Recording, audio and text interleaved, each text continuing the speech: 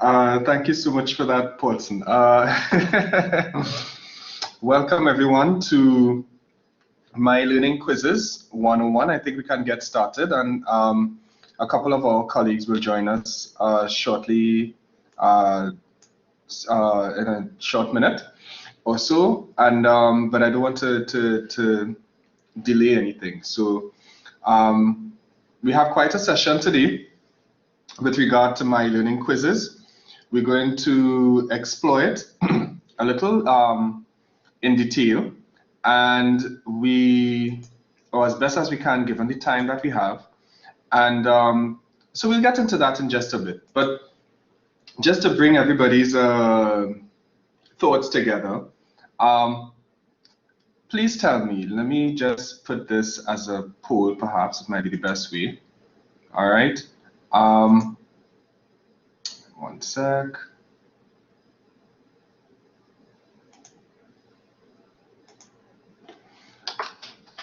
Have you ever used the quiz in myeLearning?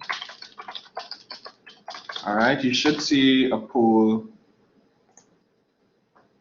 here, and it's right in front of the screen. Okay, so the majority of you so far said no.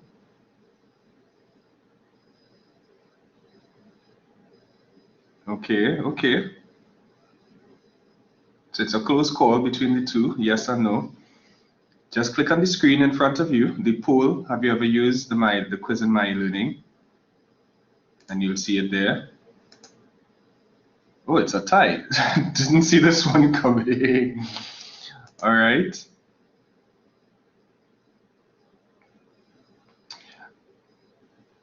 Maybe I should say, have you ever created a quiz in myeLearning?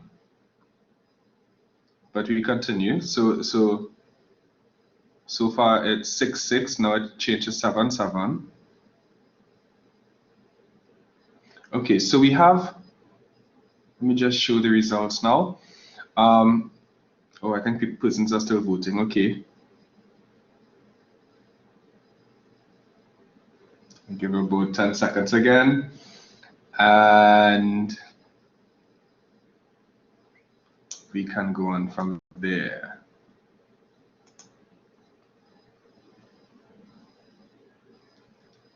All right.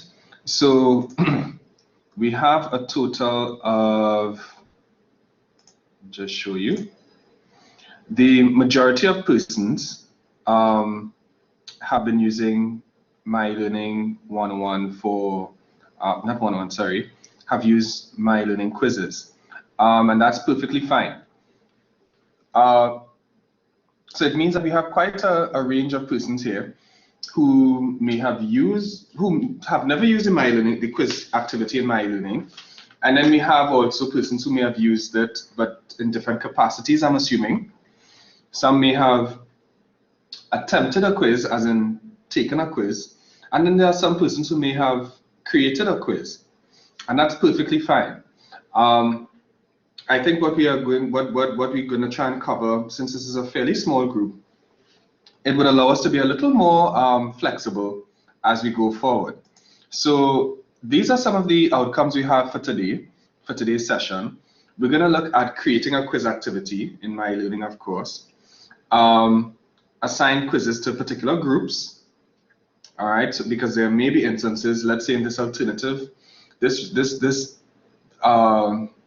context of alternative assessments, we know that there are instances where you might want to have quizzes grouped off. Let's say, for example,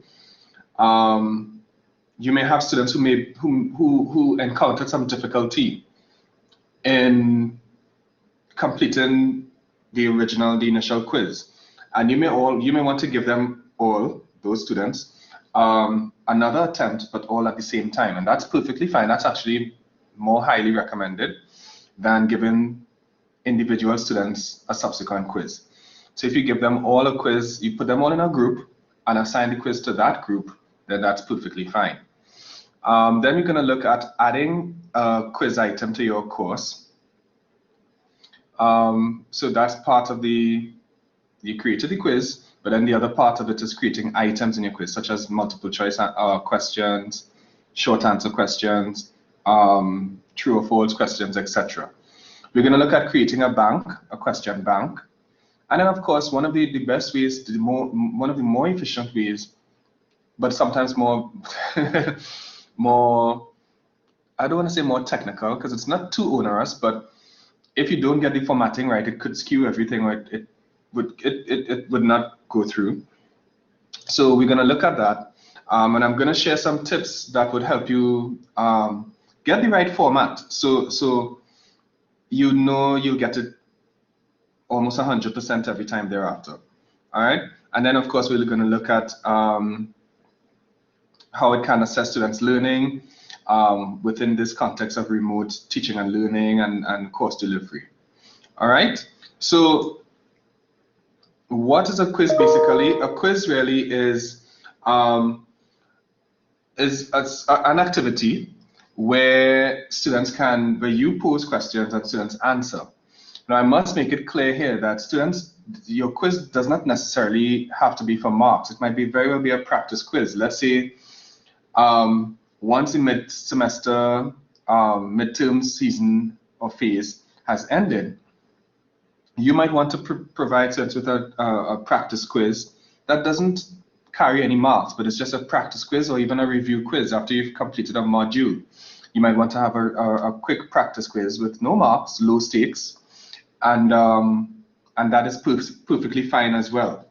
All right, so just keep that in mind. Your quiz doesn't always have to be a rigid, weighted activity. All right, it can be used for students' revision or review. Added to that, you might also want to, and I'm speaking now within the context of alternative assessments. Well, I've been speaking up in that context all along, but even as you move into, let's say, the next semester or even this semester, as you continue, you want to be mindful that from a course design perspective, that the quiz doesn't have to just align with just one learning outcome. It might very well be multiple learning outcomes in your course. Depending on what the content of the quiz might be, your quiz can assess students' learning as it pertains to 3 or more outcomes. Yeah, so it doesn't have to be just one single outcome. Keep that in mind. So that's just an aside. So we're going straight into it. The creating a quiz, counting everything, it's a process that comprises 10 steps, and this is of course inclusive of amending, editing, and that sort of thing, but it's 10 basic steps. All right. Of course, this is if you're doing it. It varies, of course, depending on how you do it. If you're doing it from a Word document, for example, then it may require probably about the same, or probably a little more, right? Let's say about 12 steps. But as we go forward, you'll see what I'm trying to explain. But these are the main steps that comprise the primary process. Now, the phases, these can be divided into phases, and that's how we're going to look at it in this particular session. So we're going to look at creating a quiz activity, then adding items to a quiz, creating a question bank, and as you see, the list goes further down. All right. It may seem as an onerous process, but it's not. I also want to bring to your attention, once you create a quiz once, you really only need to create one quiz, and then you can copy it or duplicate it as you see fit and edit it accordingly. So really, you're going through these 7 phases, and it may seem onerous or daunting at the beginning, but it's really not. Think of it also in the long term. You can easily copy the quiz or duplicate the quiz even within one course. Let's say you created quiz 1, you can duplicate that quiz, and I'll show you how to do that in just a minute or so. And you can duplicate that quiz, so you don't have to necessarily start from scratch for every quiz that you create. You could duplicate it, delete it when you think it's, you know, skewed or there's a mistake or whatnot. So the quiz activity is very easy, fairly easy, once you know the basics of myeLearning. All right. So speaking of myeLearning, of course, to create a myeLearning quiz, you're going to need access to myeLearning. And to do that, you're going to have to, now let me back up a little bit with this process. This is one part of the process, enrollment keys and so on and so on and so on. But there is another process that is being documented as we speak, and it will be launched. Well, it was actually implemented this semester, but it's a full launch from next semester. So full-time staff or full-time course coordinators or lecturers or whatnot will have to go through a different process to access the course enrollment keys. It's supposed to be a more efficient process. For part-time staff, I believe this process remains the same. All right. But also as a course coordinator or main facilitator, you can also request the keys that you can share with your team as you see fit. So once you log into myeLearning, you're going to search for your course. For those of you, let me just ask a question. Is everyone familiar with myeLearning? I'm just asking. I'm not going to spend much time on it, but just, okay, great. So once you log into myeLearning, you know exactly what to do to find your course. And of course, your course would look something like this. Well, of course, with content. So what we're going to do now, I'll probably ask you at this time to go into your course site, because I think it would be nice to not just watch me do it, but I want you to also be able to try it. Now, you need to follow these steps very carefully, because even if it's a live course you're using, you don't want to skew it and frighten your students, so to speak. So when we create, just before we create this activity, we're going to hide it from students. All right.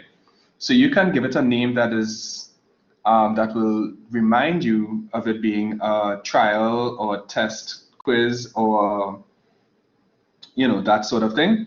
And if you don't have access to a test course, you can certainly use your live course and just hide the quiz from students. All right, and I'll show you as we go along. So try not to jump ahead too far, so because I don't want you to be having to deal with a lot of emails with students asking about any quiz that popped up unannounced.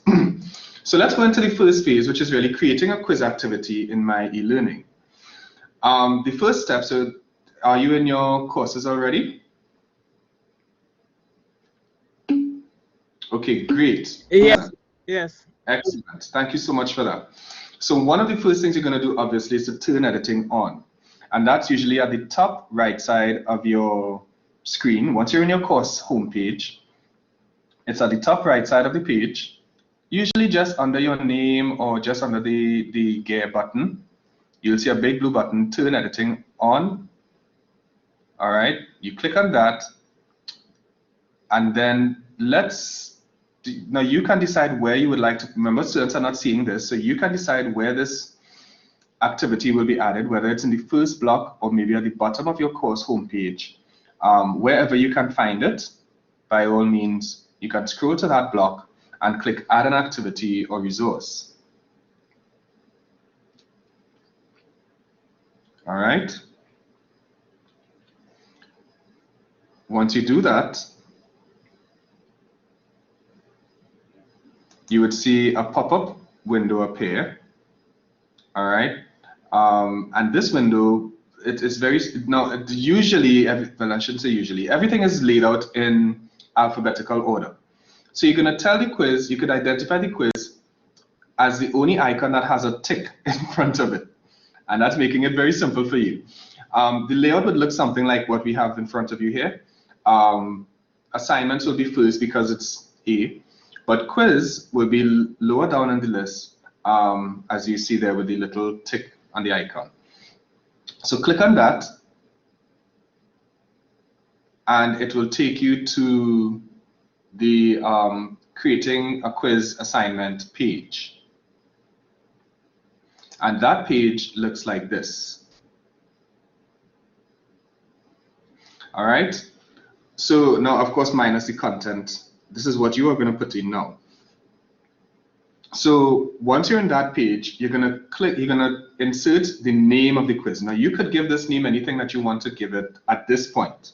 So it might be, you could call it trial quiz, test quiz, or something of that nature. So at least you can identify it as something you were testing or working on, and it's not ready for students to see or to attempt. So, and as you go lower down, I'll ensure that you hide it so students wouldn't see it nor attempt it. So give it a name, or you could give it an official name and just put trial at the end of it, so you know it's a trial quiz that you have been working on and it's not for live consumption yet. All right. And once you've done that,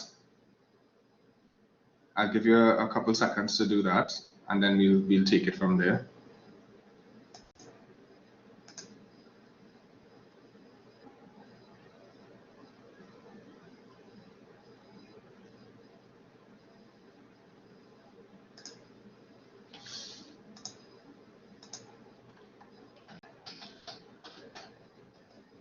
All right, once you've done that, I want you to click on the description block. Click on the description, well, not in the description block, in the description field, sorry. You're gonna insert the instructions for your quiz. So this is where you will, for example, some of the main things you wanna state here would be the duration. So in other words, is this quiz, how much time is allotted that students are allowed to complete this quiz? Whether it's 60 minutes, 30 minutes, 45 minutes, 2 hours, you set it accordingly.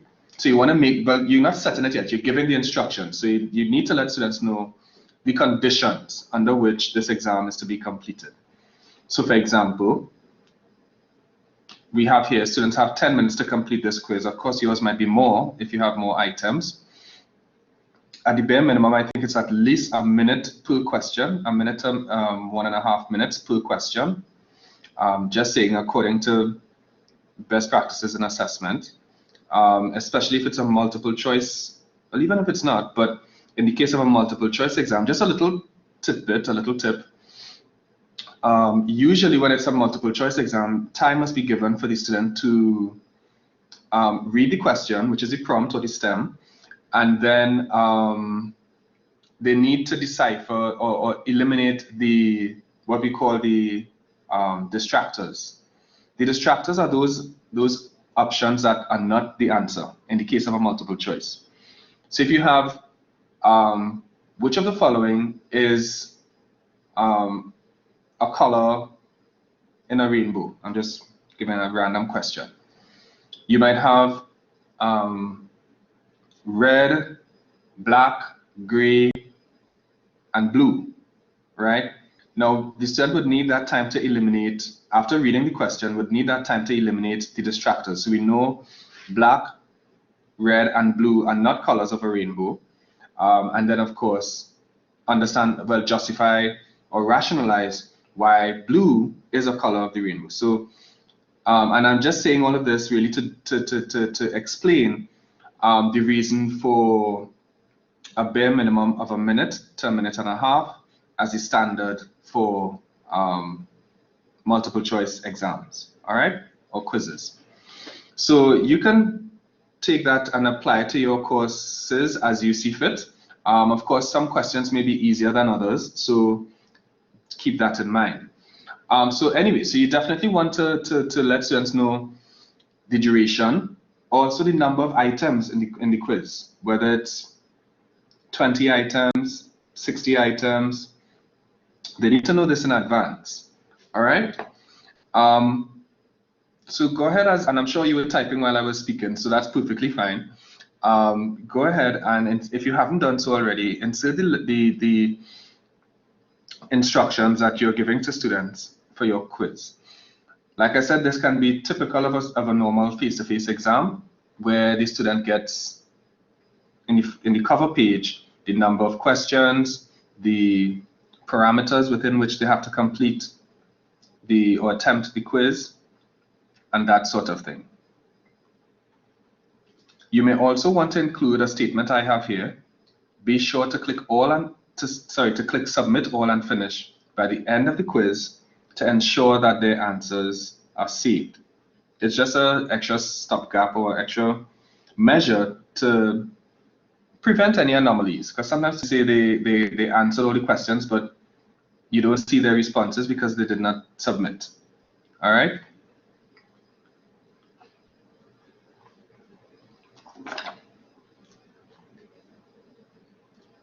Okay. So I'll give you a couple minutes for that. And if you need me to go over anything or you have any questions, feel free to either use the chat, or you can use your mic, or you can raise your hand at the bottom of the screen, and I can cue you to chime in. All right? If also you have any suggestions of things that you do in your context when you are creating your quiz, or what you've done in the past, feel free to share, because I think it would benefit the rest of of our colleagues in this session. All right, and of course I'm here to add some tips to it, or advise accordingly. So once we've done that, we've typed in the description of the instructions that we give to students. The next thing is that we're going to insert the timing of the quiz. Yes, Genevieve? I remember, by the way, the name. Thanks, Justin. Just wanted to find out, like in the description section, one of the questions my students would have asked is whether they will be able to go back. Is that something you would recommend putting in the description? Yes, if it is allowed in your quiz, you can definitely include that. Let them know that upfront, because the last thing you want, is that students try to go back, and it doesn't excuse everything, or they try to click the back page, like to go back to the previous page, and it via the browser, and it doesn't excuse everything. So thank you so much for that, Genevieve. And that's a good example of everyone where you could raise a question like that, and I think it would clarify things for everyone. So it's a sort of community of learners, so to speak. All right, so yes, you definitely want to include that information there, that if it's not allowed, you might probably say something along the lines of, kindly note that backward navigation is not allowed or enabled for this quiz. All right, so they know that you can't go back. So thank you so much for that.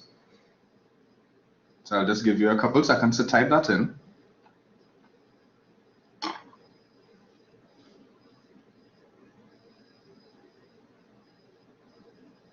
And then we go to the next page, or well, not the next page, a little lower down, right under the description page or description field. Now you want to make sure you untick this box you see at the top here, this square box, this tick box at the corner at the top here. Because if you do that, the instructions are going to appear on your course homepage, and it could be a bit crowded or make it a little cluttered. So you definitely don't want that there. I would recommend that you leave it unticked, so when the student clicks on the activity, it's almost like a cover page that they see with the instructions before clicking attempt quiz. All right, so leave that box unticked, and we go down to timing. Timing is where you're going to set the parameters that you just identified for the student. You're going to set the quiz according to those parameters, or enable those parameters. So if the quiz is going to be open for a 24-hour period, you might want to set it accordingly. So usually it goes from when the quiz is open to when the quiz is closed. So if it's a 24-hour period starting from now, it's going to be on this particular date. As we see, it's a certain date, month, year, and then a 24-hour clock. So if it's around this time, it's probably going to be, I think, 15 hours. So it's 15:35. I'm just giving an example. So you set it accordingly. All right. So the open quiz feature or options pertain to making the quiz available to students. So when students attempt the quiz, they can attempt it from, and you set the date. All right, and make sure it's enabled so that you can insert or manipulate insert the right information accordingly. All right. Once the quiz is, so once you've said that, then you go to close quiz. So this is when you're going to make sure that the quiz is no longer available, or when students can no longer attempt the quiz. So remember, you're just setting the parameters. Let's say it's an asynchronous quiz. All right. In this case, an asynchronous meaning they're not all doing the quiz at the same time, as in same hour period or 2-hour period. They might be doing this quiz over the course of a 24-hour period. But when they attempt it, they have like an hour, 45 minutes, and 2 hours to do it. So we'll get to, and that's the duration. So we're just talking about the time frame. All right. So for the closed quiz, it's the same. So when the quiz will no longer be available, all right, if it's a 24-hour period from now, you might just need to change the date to the following day. All right.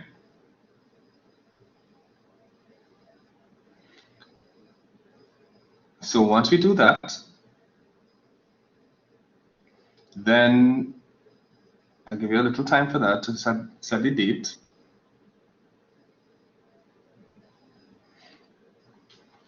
And then from there, we'll go into the time limit or duration. So how long is the quiz going to be? How much time do students have to complete this quiz? That's where the time limit comes in. So you may decide to leave it for minutes, as in 60 minutes, or you can change it to hours if it's 2 hours. So what you want to click first is enable, and then determine if you want it to be in minutes or in hours. I don't think you want it for days, because remember, this is just when students will attempt the actual quiz. So let's say they have 24 hours to attempt the quiz. Once they attempt it, they have 60 minutes to complete the quiz. Right? Does that help?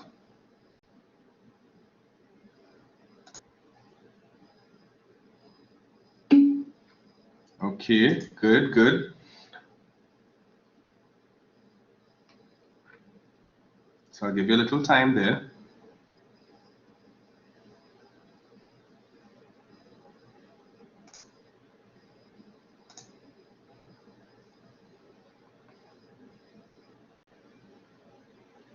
Okay, so once you have that, the next feature is the when time expires. Now you have 3 options there.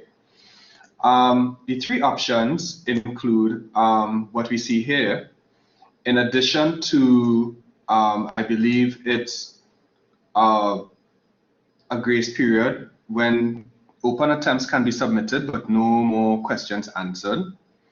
All right, or open attempts are automatically submitted. I tend to select the last one. Attempts must be submitted before time expires or they are not counted. That's the one I usually lean towards. Why? Because I try to make it as close as possible to an online exam. So if the student does not click on the answer, whatever that answer might be, or whatever they think is the answer, once they do not submit it, then it doesn't count. Now there is a feature, another option here.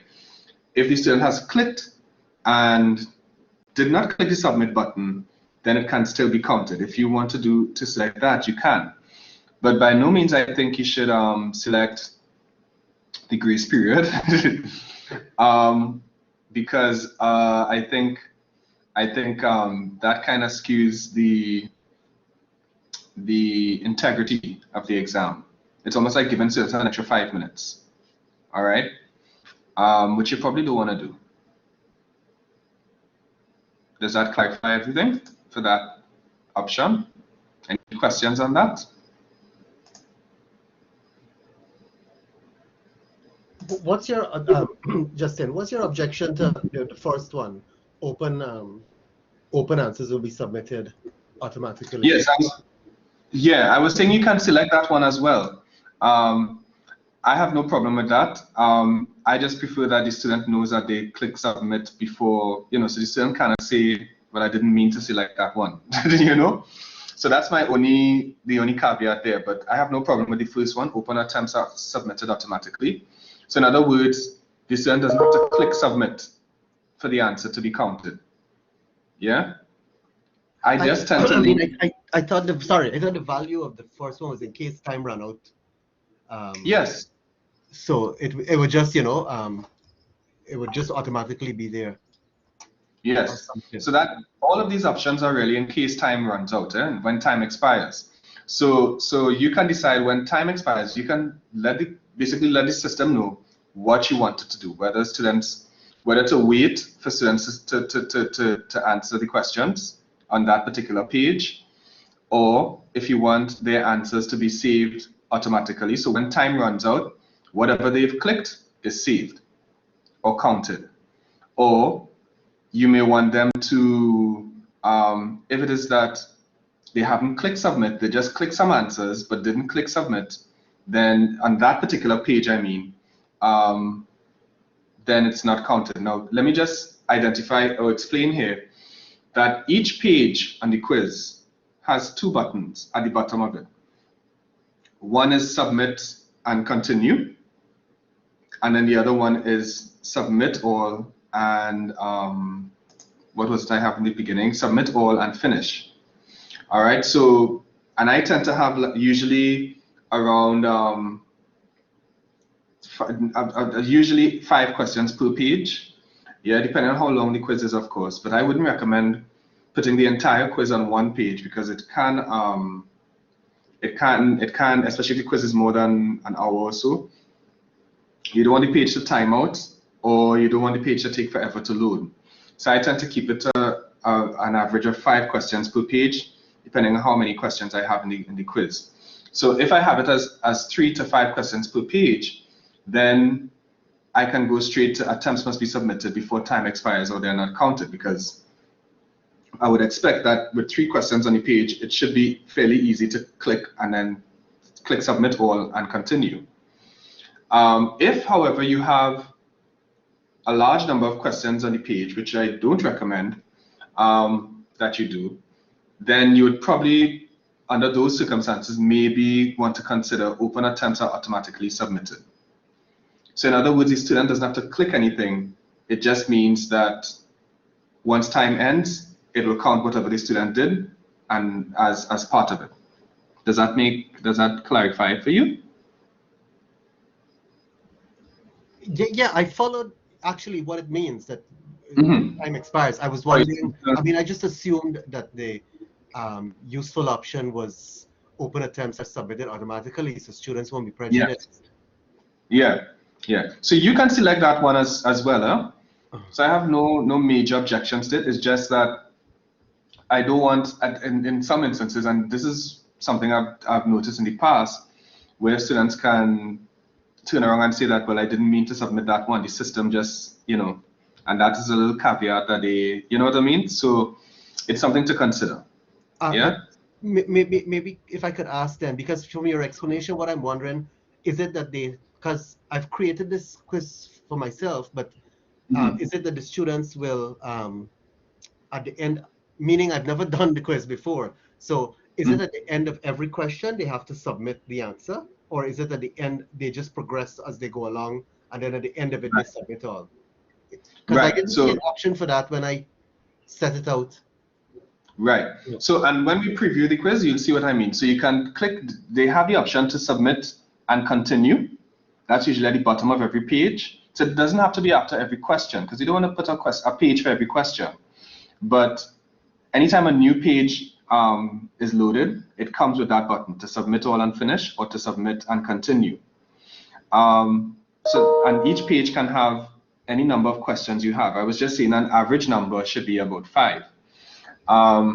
So yeah, but at the end of the quiz, or at any time in particular, the student can simply click submit all and finish.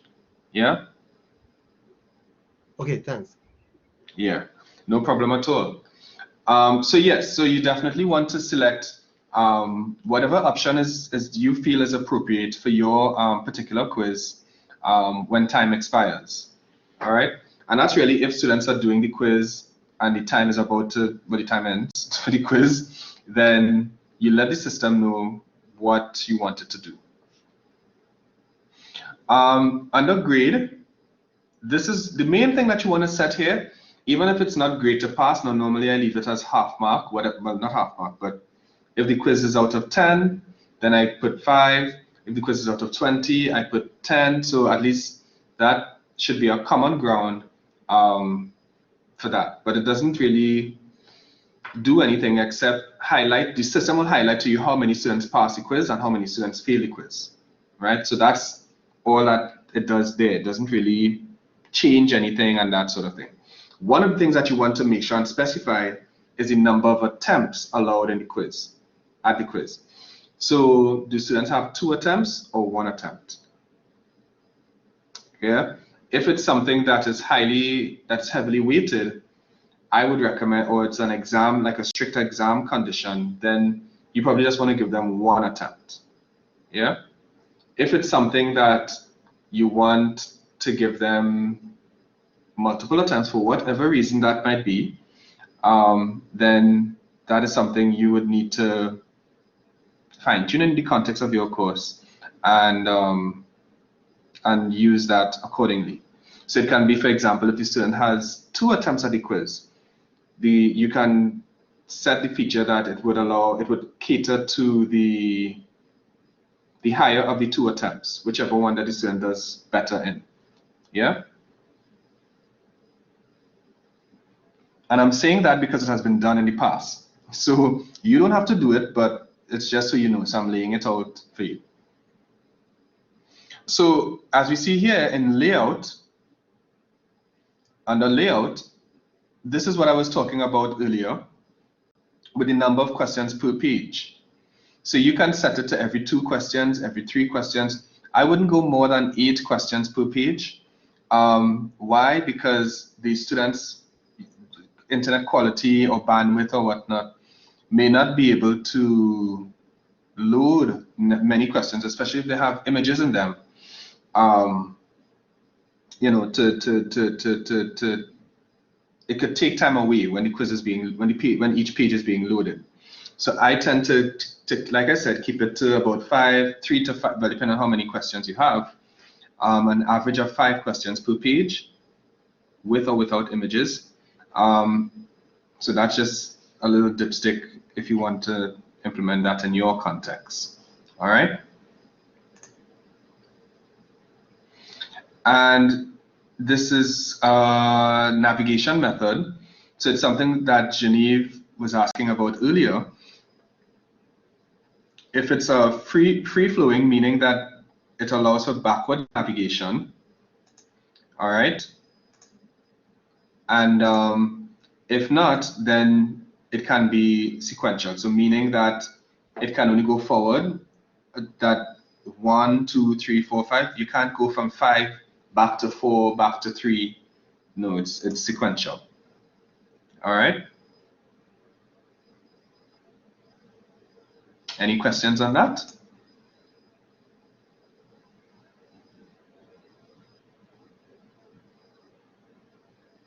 No? Okay. Okay, great. So following so far, that's really good. Thank you so much for that. And as we move forward, and this is what I was talking about as well, with regard to every 2 questions, you would see next to it, in my case, I have repaginate now because it was a quiz that I amended accordingly. So at the end of every page, they're going to see that question, those 2 buttons, whether to submit all and finish or to submit and continue. So that's where I was going with, or what I was referring to, sorry. So as we move along, we would see question behavior. Question behavior. And this really just is where you would configure the activity with regard to randomization. Anybody wants to take a guess of shuffle within questions? What do you think that means? Shuffling the options? Correct, exactly. So in other words, let's say, let me call a name from here. Let's see. Marjorie and I may be attempting a particular quiz. All right. Let's say Marjorie, Janine, and I may be attempting a particular quiz. We might get, the chances are we might get the same question, even though it's randomized. We might get the same question at times, but for Marjorie, the answer might be A. But for Janine, it would not be A. It might be a different answer. It might be the same answer, but a different letter, in other words, especially if it's a, well, this pertains really to a multiple choice quiz. All right, so it shuffles the answers, and this makes it less predictable, and it, by extension, reduces the occurrence of collusion.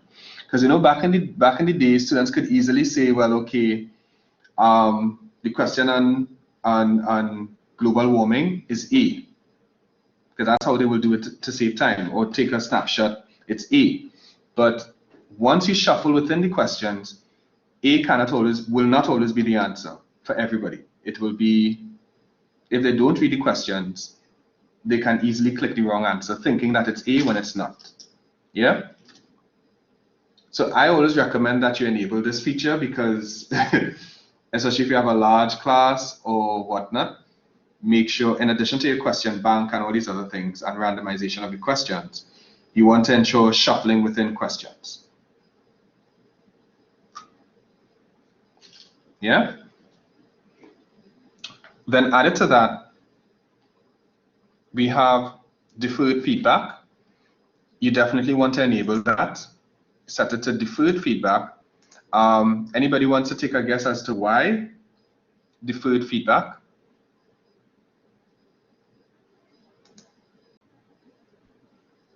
So they can't share their answers with others. Correct, correct. So because deferred feedback will be what you might want to say, okay, this is right, or this is whatever the comment might be, or even the generic comments that the quiz may generate, and you want to defer it so that it, again, to reduce collusion. All right. So you always want to click deferred feedback. Yes. Yeah, I was just thinking that, like, one of the quizzes that I gave this semester is a very formative assessment. So I had immediate feedback on each question. I tried to provide a specific feedback based on the kind of errors they might have made if they chose a particular. It's a lot of work, but I think students, it does a lot of teaching during the quiz as well.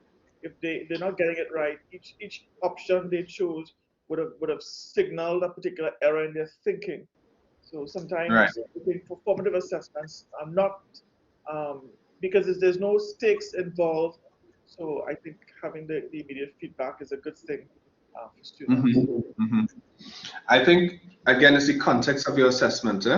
If it's something that is, let's say, a practice quiz, I would definitely recommend that they get the feedback one time, immediate feedback. But if it's something that is, you don't want what you think is a good thing that they use it into something for dishonest measures or dishonest ends. So if it's something of the nature of an exam, you definitely don't want feedback right away. Remember, it's almost like a face-to-face exam. They wouldn't know that they don't get immediate feedback. And of course, that might be a summative exam, or even in a formative exam, they're not going to get immediate feedback. They might get, subsequent feedback. But I think in this case, if it's some sort of highly weighted exam or quiz, you definitely probably want to defer feedback. If it's something in the nature of, in the realm of a practice quiz, then definitely you can give feedback, you can allow feedback there, because it can be a practice quiz of, let's say, 5 questions, and they get feedback one time. Yeah. So keep that in mind, and thank you so much for that, Paulson. So in the review options, you can decide, depending on the nature, the context of your assessment. Again, if it's heavily weighted versus, yes, go right ahead, Paulson. Sorry, Justin, are you going to explain the other options under this? Because some of them I'm not too familiar with. Oh, as in CBM and so on? Yes, yeah. Or Right. I don't know if you did explain it. I missed it. Yeah, the others include adaptive mode. So adaptive mode is sort of like if it's almost like a cross exam. I think I saw a hand raised there again. No? That would be trying to take my hand down. Sorry. Oh, okay, no problem. So the adaptive mode is where it's almost like a cross examination, where and it sounds funny, but it's almost like if you select the wrong answer, and it can take you down that trail of the wrong answer. So for example, if I ask you, Paulson, what color is the sky? And you might say the sky is green. And then I might ask you, well, why is the sky green? And you might say because of global warming. And I might ask you, well, what kind of chemicals, global warming chemicals, made it green? This time all knowing full well that the sky is blue. So it's a kind of, I don't really recommend that and the other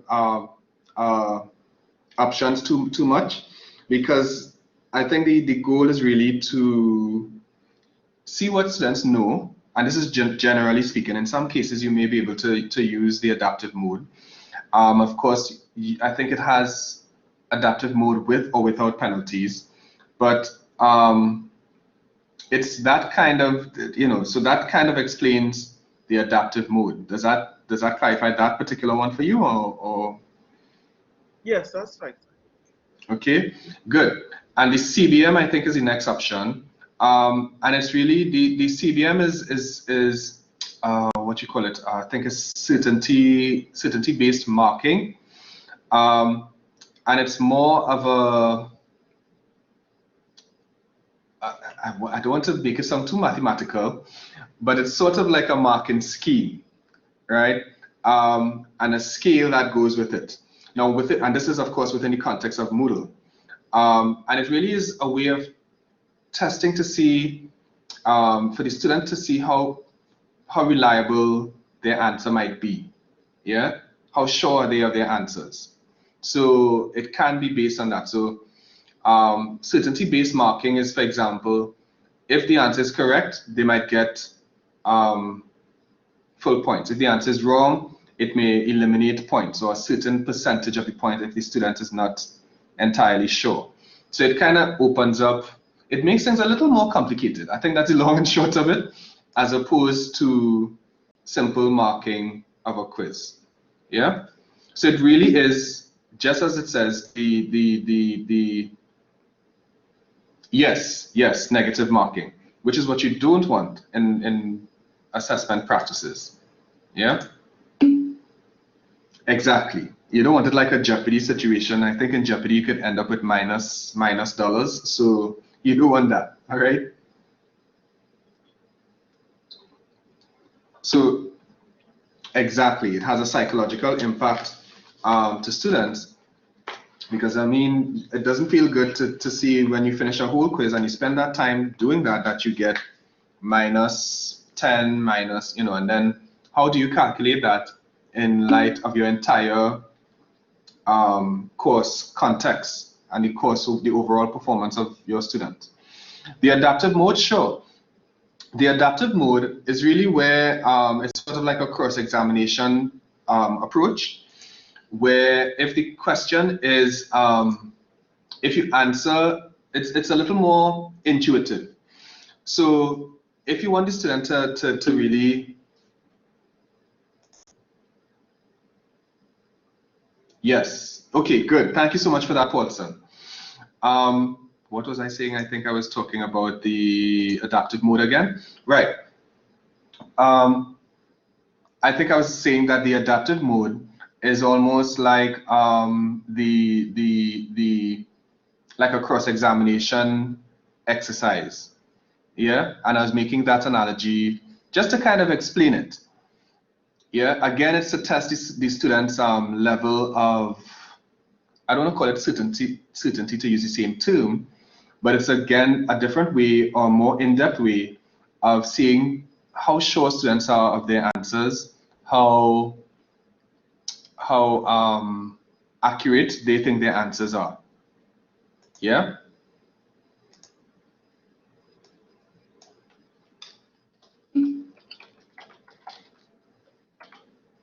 Okay, good. So no problem at all. So yeah, so it's really just how the questions behave, you know, that sort of thing. So it helps to, I don't want to say it's wickedness to students. It's almost you know, you get multiple in terms of the adaptive mode, they get multiple attempts, and it's almost like, you know, it will take you down a trail whether it's correct or not. All right, so I tend to leave those things out and just click deferred feedback. Yeah.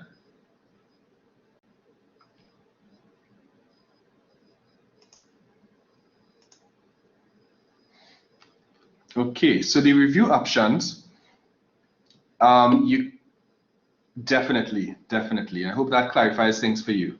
Okay. And I guess you could click on that link that Paulson provided. It's a moodle.org link from what I see. So and I'm just looking at the link here. I didn't click on it, but I know docs.moodle. I know what that is, like the back of my hand. So, well, fairly. So that will definitely help clarify. In addition to my explanations, it will help clarify some things for you as well. Okay. So review questions. Review options. This is really, what do you want the quiz to do during, after, or when the quiz is closed? Yeah, do you want students to get feedback? Now, we just said deferred feedback, so you would notice some of the options are grayed out once you click deferred feedback. My recommendation to you is, if it's not a practice, outside the realm of a practice exam, of, you know, that sort of thing, a practice quiz, if it's a formative, formal assessment, for example, or an end of term assessment, you definitely want to untick everything except, after the quiz is closed, marks and overall feedback. You may leave those two open. Yeah, and that's only under after the quiz is closed.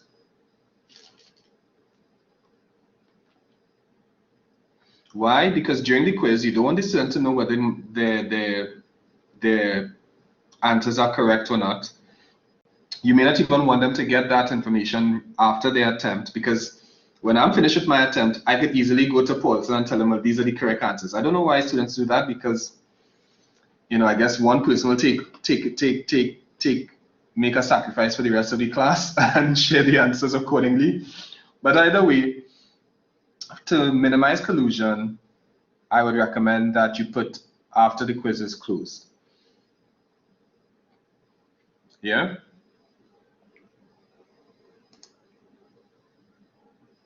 And again, this is similar to what you would do in a face-to-face exam.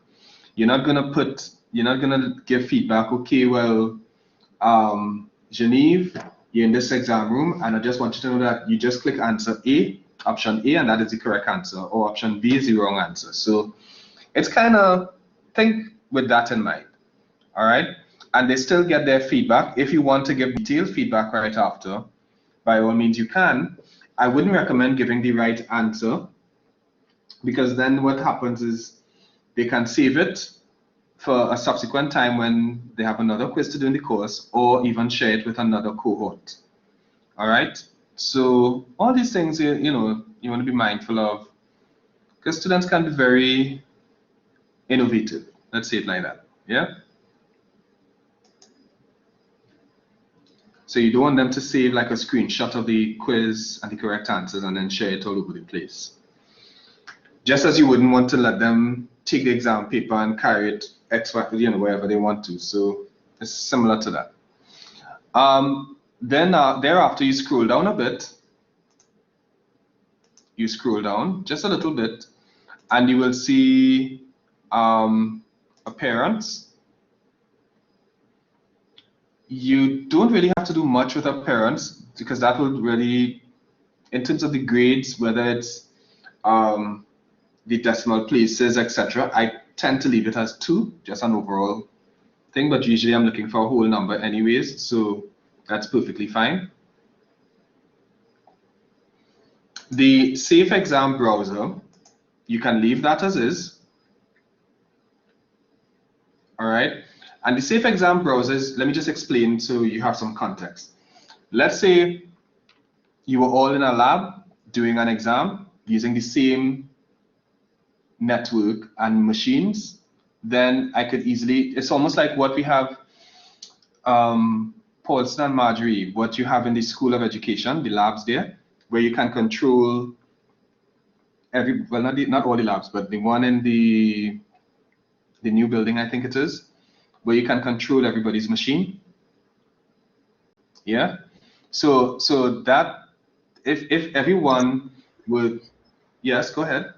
I said I know which one you're talking about. The computer Right. lab Yeah. on the first Yes. floor. Exactly. So that one you might be able to use the Safe Exam browser because then you can control everything what persons see on individual screens or machines. But the reality of the situation is that most of these exams are going to be done remotely, or quizzes, I should say, will be done remotely from individual networks and individual machines. So you don't have that control. So for Safe Exam browser, just leave that as is, which by default is set to no, so leave that as is.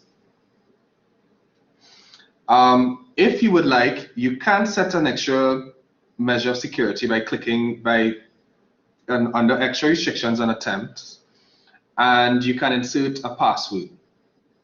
All right, and the password will really just students will click on attempt quiz now, and then they have to insert the password. But it's important that if you're going to put a password, that you insert the password in the instructions. Remember the description you stated at the beginning? You might want to include the password there.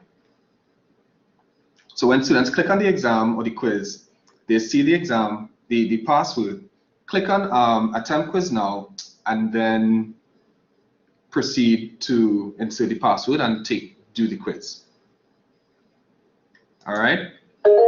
Yes, go right ahead. Yeah, hi, Justin. For students, let's say who are registered with SLDD and they may require more time than the rest of the students, would that be where you would put the password for them? Well, in a case like that, not so much. There are different ways that we tend to advise persons on dealing with in such cases. Sometimes, and I'm just saying sometimes, we might have different quizzes for persons with who are differently able. Yeah. So what we sometimes work with. What was that department, boy? It slipped me right now. But I believe persons with, depending on the condition, persons have different time limits or allotted extra time. Yeah. So in a case like that, you would want to probably duplicate the quiz, set the specific time for that student or students, and then give a password. So that way only those students can attempt the quiz and not every student. So in a case like that, I'm saying yes, Winston, to an extent. It's not, you don't have to use the password for the whole generic quiz.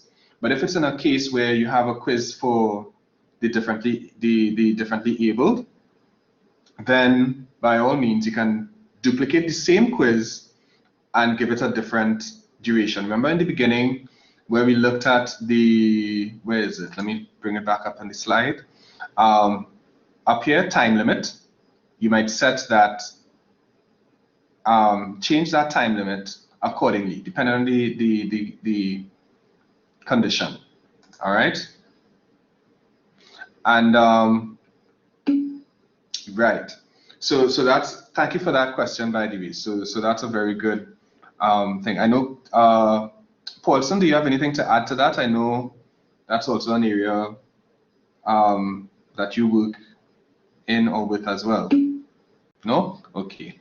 So yes, so there are different time limits depending on the person's condition, all right, or need. Sure, no problem. So we're going straight into that now. So we're gonna have here where we have common module settings. Now, if you're doing a live course, this is where you want to set your quiz as hidden. So hide from students, make sure you click under availability, click hide from students.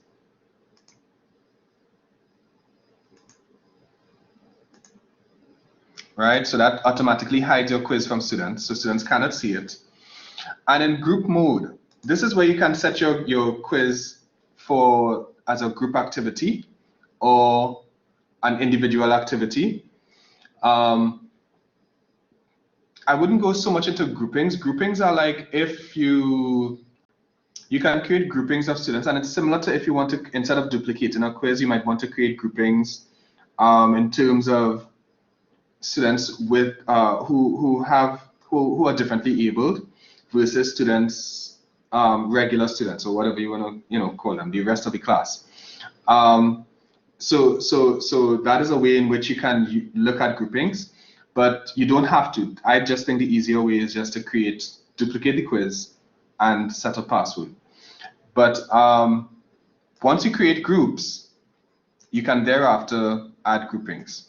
So if I were to click on visible groups, or by the way, visible versus separate groups means that visible groups can see what each other group is doing or what the score for each group. Separate groups means that they cannot see each other's performance or performances. Yeah. And just so you know, groupings is where you can, groupings is like having an overarching or categorizing different groups of students. So once you create groups, the next step, if you want to take it on a more advanced level, would be to create groupings. Yeah. So for example, one grouping may be students from tutorials A, B, and C. That might be one grouping. And each group you have, of course, each group will be tutorial A, tutorial B, tutorial C. And they might be in one grouping of tutorials A, B, C, or A to C. Yeah. Another grouping may be tutorial groups D, E, F, and it comprises of different groups. So a grouping is like an overarching categorization of groups into one category. Yeah. But you don't need it for the exam, for the quiz. It's not necessary. That's a feature that you will find in all activities in myeLearning. Most of them you don't need it in that context. Yeah. The restrict access feature, let's say you want to make this, you want to time this quiz, make this quiz available in a sort of, how to say this, boy? You want to make this quiz available at a specific date, almost like you pre-schedule it. That's what I'm looking for. So you want to pre-schedule this quiz, you can certainly do so by adding a restriction and add a restriction by date. Yeah. And of course, once you do that, it will show you you can set the date. So from whatever the date is, and then that's it. Yes, go right ahead. Hi again, Justin. How does that differ from putting the windows in the previous section for the start and end date? Right, good question. So and I see someone posted a similar question in the chat, so that's good. So I think, let me break it down a bit. So when you put let me go back up, because for anybody who's a visual learner as well. So let me go to, I think it was this slide, where we indicated the open quiz, closed quiz time limit. Now, yes, so in a case like this, you might have this, and the student might be able to click on the quiz and see the instructions that you just inserted, which is this, right? But they will not be able to attempt the quiz. Yeah? Now, so that's that. Now, when you use that restrict access feature, remember I just said you might want to hide your quiz from students. This would make it where you can show the quiz, show it on the course page, but not make it visible. So it will, when you use the restrict access. So I might, for example, here, I have show on course page, but then in the restrict access, I have a restriction of whatever the date is, a subsequent time from now. So what that does is that it will hide it, and it will become automatically available when that date and time comes. When you click hide from students, you have to go back in and manually unclick this to show on course page for students to see it. When you use the restrict access feature, you don't have to click on that. It becomes available automatically. Yeah? Let me know if that answers the question, Genevieve or Winston. Yes, it Do you does. need me to Thank explain you. it again? So it's possible then that you can opt to make it visible, but so that the students, let's say if the exam were to be next week, I can make it visible so that they can see the instructions as of today, so that when they go into the exam, it's just, you know, to browse through the instructions and get straight to it. Correct, correct. And that's if you don't use the restrict access feature. Okay. Yeah. If you want them to see the instructions from before, then, you know, to at least identify it on the course page, or, you know, so they know where to go, where to find it, then you could leave everything as is and just not use the restrict access feature. But let's say it's a high stakes exam and you don't want that they even see the instructions because for whatever reason, right? You definitely would want to use the restrict access feature. In fact, when it's final exams, we normally advise them to use the restrict access feature. Because remember, they will be creating exams well in advance. So, and those exams, and the term exams are high stakes, usually. So they use the restrict access feature, and because it's a limited staff, the system would automatically make it available to students when the time is right. Okay, so good, no problem, Winston. So I think that, yes, go right ahead. Just to be very clear though, Justin, once you've set the timing as today, the time period of the exam in the first block, let's say tomorrow from 8 a.m. Even if you don't, even if you don't use the further button of restricting access, they can see the instructions, but they actually can't attempt the quiz before the time starts. Just to be very clear. Exactly. Yeah, they cannot attempt the quiz until this date and time appears in the open quiz. Okay, thanks. Yeah? Yeah. So it's almost like they will see, because it's not a hidden activity, if you leave it open to students, visible to students. They may be able to click on it. You know, like when you see, okay, let me see if I could provide a visual. I'll come out here. Let me share my screen. And just give me one sec. And I will show you what I think that might be the clearest option. So you should be able to see my screen, hopefully. All right. And what we have here, so I'm going to scroll along a bit, and you would see I have assignments. So this assignment, it's grayed out, so it's hidden from students. All right.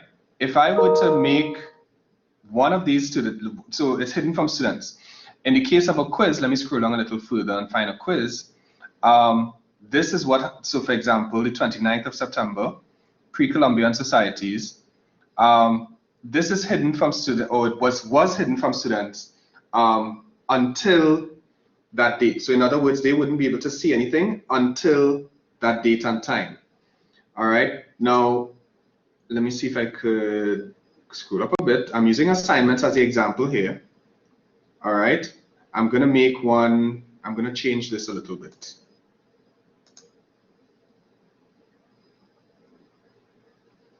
Or better yet, you know what? I'll just leave it as is and show you what it looks like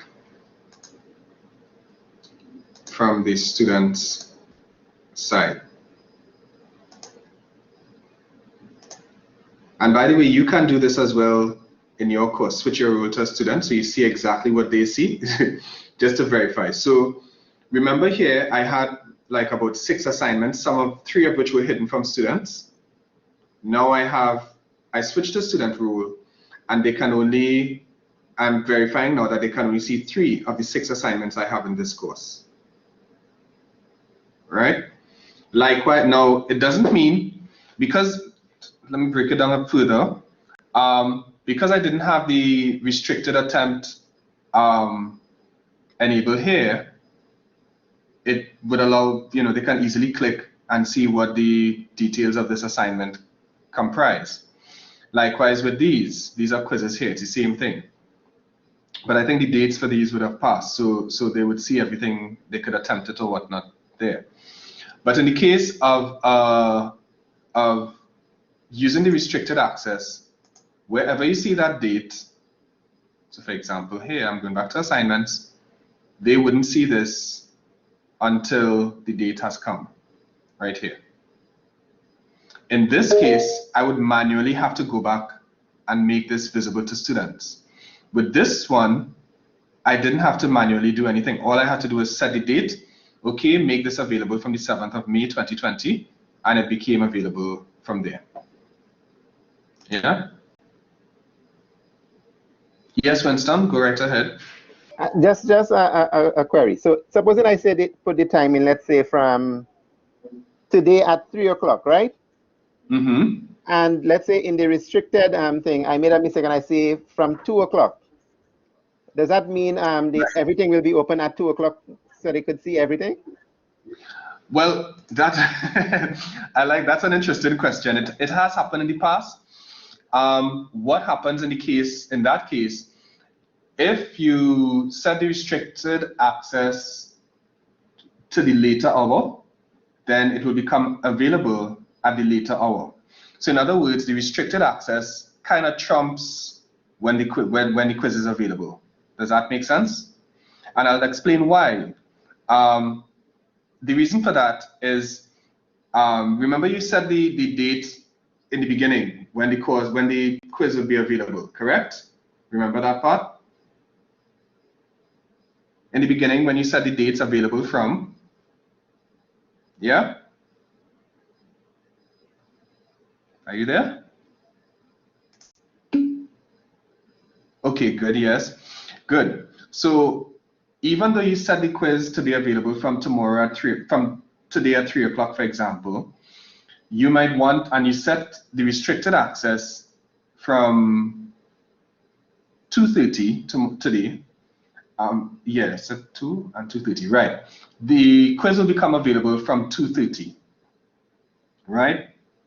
So that's kind of what I was trying to say, that the restricted access kind of trumps, because that's when the quiz becomes automatic. Because one is manual and one is automatic, the automatic kind of trumps the other one. Now, if you were to hide it trumps I wouldn't say the timing, it trumps because remember the timing would be how long the duration of the quiz. It trumps it trumps availability. That's what I'm trying to say. Now, another thing that could trump or affect the restricted access would be if you manually hid the quiz. Remember I said earlier that you could click hide from students. So if you hid the quiz manually and then you click restrict access and set it a particular date and time, let's say today from 3 o'clock, you will have to go back in and manually unhide or make visible to students. Yeah? So you see how it works, right? Does that Okay, great. So I just wanted to share that and explain that part. Hopefully it clarifies everything. Yeah. Okay, great. So we're almost there to the point of we've added a quiz activity. All right. So once we've finished with this part, we simply click Save and Return to Course, and it will take us to, you would see your quiz. And I always like to click Save and Return to Course so you know exactly where the quiz is located and how it appears in the course homepage. All right. So once you've done that, we go to the next phase, which is adding items to your course, to your quiz activity.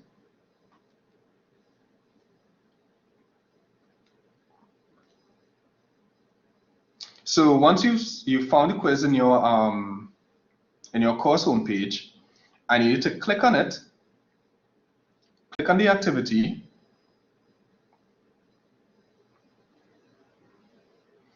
and when you click on it, you're going to see a couple options. It's going to take you, actually it's going to take you to a whole new page.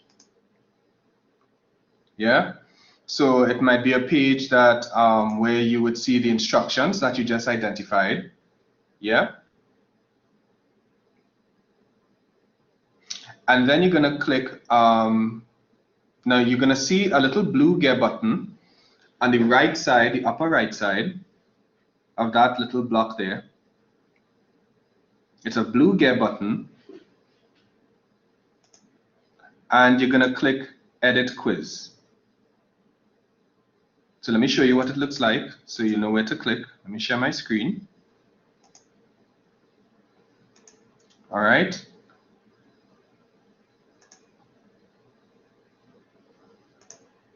And you should see it now. Can you see my screen?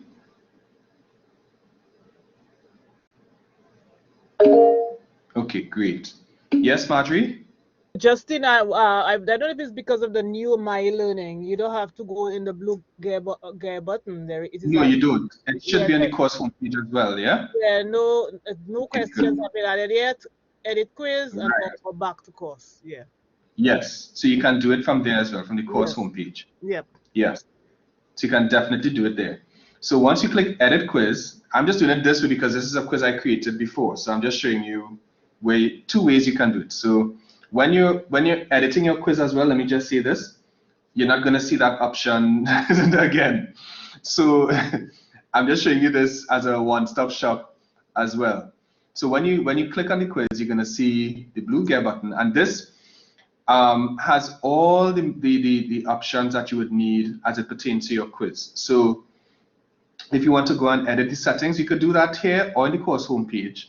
Or if you want to see the results by grades, responses, and other analytics, you can do it there as well. And if you want to go and check your question bank, you can do that there as well. So I'm just this is a sort of precursor to what we're going to look at very quickly. All right. Now in this case, I want to add questions to the quiz. So in this case, I'm just going to click Edit Quiz. But you will also see it on the course homepage as you just created this quiz. You're going to see it there as well to edit the quiz. Now it's different from edit settings. Yeah? So keep that in mind. You're looking for Edit Quiz, whether it's here or on the course homepage. So once you click that, it will take you to this page, or a page that looks like, well, you're not going to see any questions just yet. But that's perfectly fine. That's perfectly fine. So you should see a quiz or a page, sorry, where you would have the standard headings that you have there, that you see in my screen, with repaginate, maximum grade, etc., etc. Yeah? So what you're going to click very quickly is, now there are multiple ways in which you can add items. So I'm going to show you the first way first. Well, the first way, normal way first, and then we advance from there. So one of the things you want to do is click on Add, at the bottom, well, you would see it at the top. Notice we have shuffle at the top of the list. So we know that the questions are being shuffled. Just make sure that the box is ticked. So the sequence of questions would be randomized for students. So you're going to click add a new question. Sorry, add, and then you're going to see 3 options. One is add a new question, one is add from a question bank, and the other one is add a random question. We'll get into 3 of them. We'll do the 3 of them as we go forward now. So to add, I want you to click add a new question. So we're just going to do the basics first. Add a new question, and you're going to see a pop-up window that looks something like this. Let's try true or false for now, since that is the easiest somewhat of all the questions.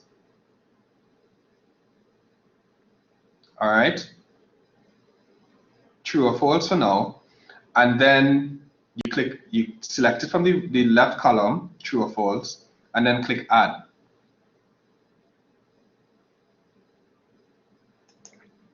Thereafter, the question page will come up, the true or false question page. So just notice here before we go forward, you're going to see the default category as a course name or code, which we'll change in just a bit. The question name, I want you to insert a question name. Now, please don't put question 1 because you want to give the question name or title. Make sure it's relevant to what the question is about. Why? Because when you randomize questions, question 1 is not always going to be question 1. And if you have it in a bank and you want to pull that question into another quiz, it becomes confusing. So try and give it a name that is specific to what that question is going to be about. Yeah. So if it's about constructivism, then or something specific in constructivism, then you could give it that title. If it's something about, yes, Genevieve? Within my field, international relations, as you're speaking, it seems a little more challenging to name the questions, since they may kind of hint at students what the responses should be and kind of defeats the purpose of the exercise itself. So I'm just wondering, it seems from me testing the button here that this is a mandatory field to be filled in. So is it that if I just wanted to say IR 3052 for each one, is that possible? Well, let me back up a little bit then.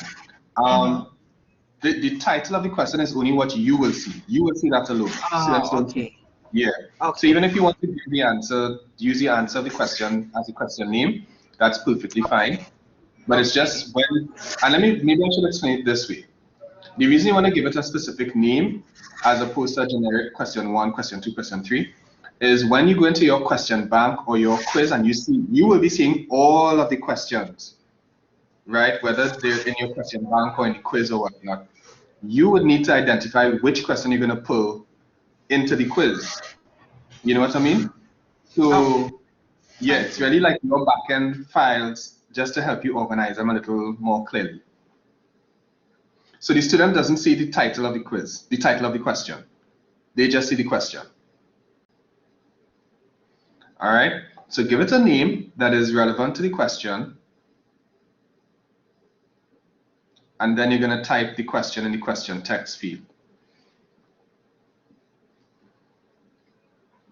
Now remember, this is a true or false question at the moment, so you're probably just going to give a statement.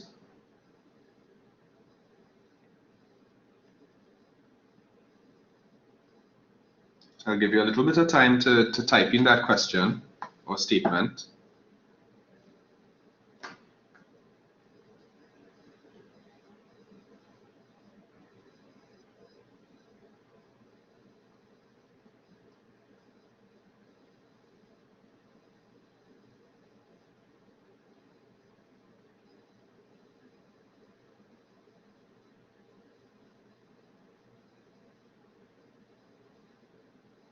right?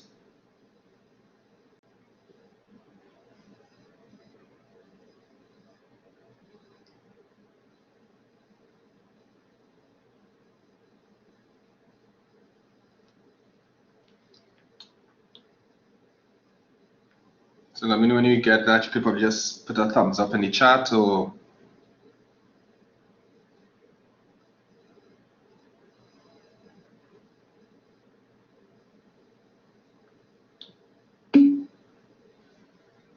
great, great.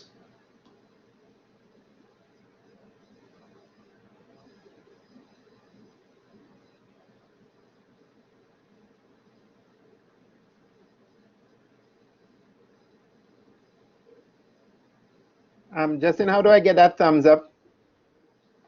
Oh, no problem at all. You just go in the chat and you would see right under that feature where you type your stuff, you'd see a little sort of smiley face with a plus sign on it next to underline. There you go. Excellent, excellent. That's just another way I try to engage students or participants in here.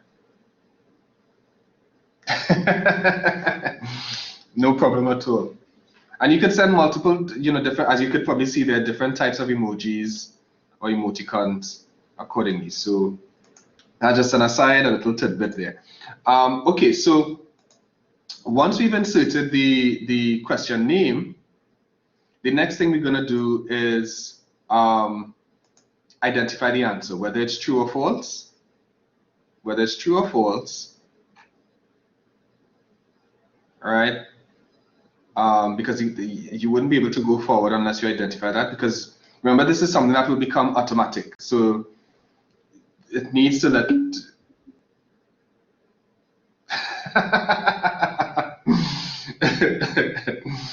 fair enough, fair enough. I think it's a stiff competition. I think there are some things that Zoom got from Blackboard and Blackboard got from Zoom, but it's the name of the game. So okay, so what's that? Sorry, I thought I heard something just now. Okay, so once you select the answer, you click Save Changes. Save Changes. You don't want to click Save Changes and continue editing. Just click Save Changes, and it will take you back to the question, the list of questions that comprise your quiz. So in this case, my question was about permanent establishments, and we see the question there. Now notice here, and this is further to what Genevieve asked about, notice we see here the title of the quiz, sorry, the title of the questions in this list, and this is just within the quiz itself, not the question bank. If I had put question 1, 2, 3, 4, 5, 6, and as we go forward, generic, then I may not know what question is it specifically referring to.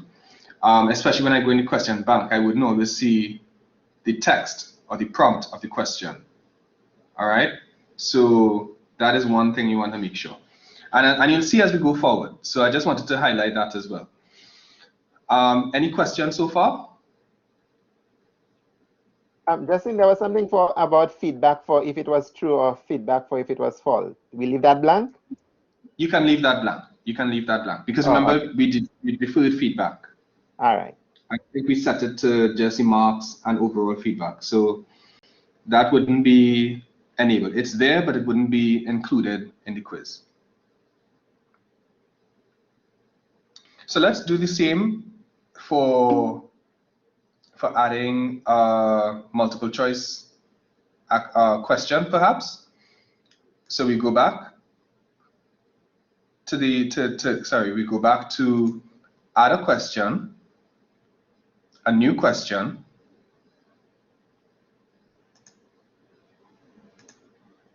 right?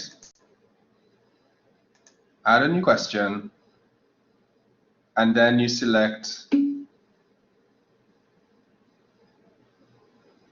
Right, so that's what we're getting to. So it's Nalini. So if you want it to be more than just the parameters of your course, you can, and this is when we get to a question bank. The question bank is affiliated with your account. so to speak. So you could pull from different courses into one course from a question bank, right?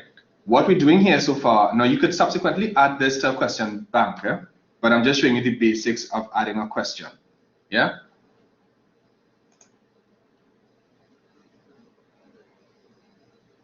Right, add a random question, Winston, would be, it's kind of a combination of the two, both adding a question and adding something from the question bank. And we'll get into that in just a bit. I just didn't want to, I wanted you to get some experience in adding a question at the basic level, sorry, and then we'll go into the question bank, all right? So once we've done that, let me just show my screen again, share my screen again, sorry. So we're gonna do it one more time, this time with a multiple choice question, all right? So, and by the way, you could see what the random questions look like, Winston, as we see here, and I'll get to them in just a bit. So I always recommend a mix of the two. You have your set questions, and then you have your randomized questions, all right? Now, randomized meaning that it can pull from any of these 4 questions to make up question 12. So I'll explain that as we go along. So let me add one question very quickly. So add a new question, and we go to multiple choice. All right. I give it a title.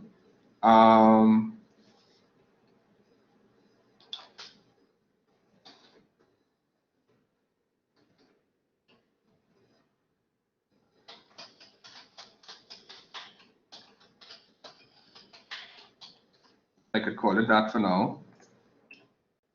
Give it a title, and now I'm stating the question.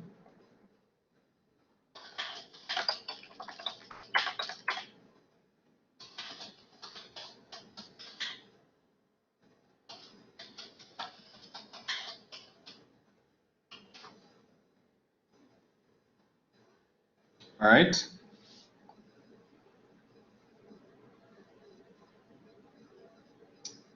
So go ahead and state you can type in your question.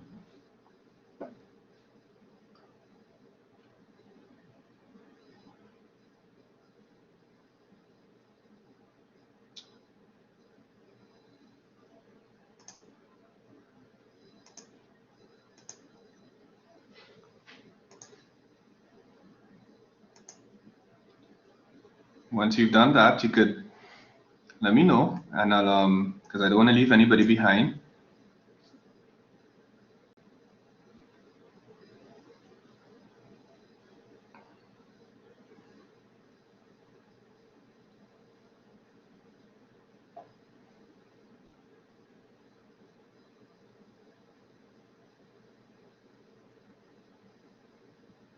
Are we good to go?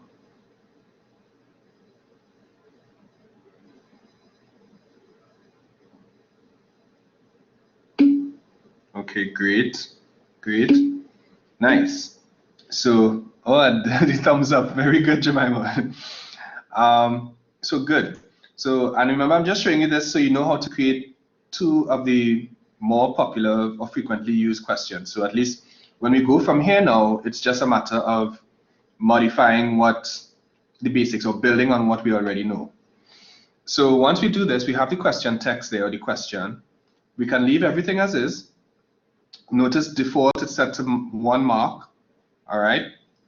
If they get it wrong, it doesn't lead to a minus. It's just they just don't get a mark. All right. Again, shuffle choices. So all of this is just a synopsis of what we set from before. So you see why we had to go through that period of setting certain parameters, right? We know that one answer is only one answer is the correct answer. Well, there's only one answer. Well, one correct answer, depending on how you see it. And now we're going to scroll down to the answers and or options. Options available. So here is where you'll state the options, but out of all of them, one of them must be the correct answer. Preferably 1, not 2, because you don't want persons to get a half mark or 50%, and you want them to get full marks. So I'll show you according to best practice. It's just we have the title or the question name, we have the question text, which of the following is a collaborative technology tool, and I could put some random things. Let's say mobile phone. All right, that's not the answer, so I'm leaving it the grade as none. Yeah. I'm gonna say the second option might be, I'm just giving random things, guys, so please forgive me.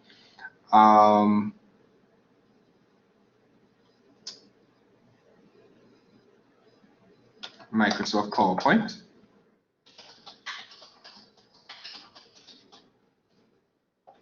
All right, that's not the answer, so I'm gonna leave it as none. And you don't need to put feedback, because remember, we deferred feedback. General, we're not including question-specific feedback, right? So that's perfectly fine. You can leave it out. Choice 3, I'm gonna put another wrong answer. Let's say an email account.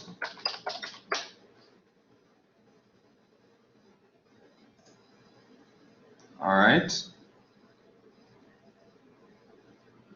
Or maybe I could change this to maybe a ring light, because technically an email account could be collaborative.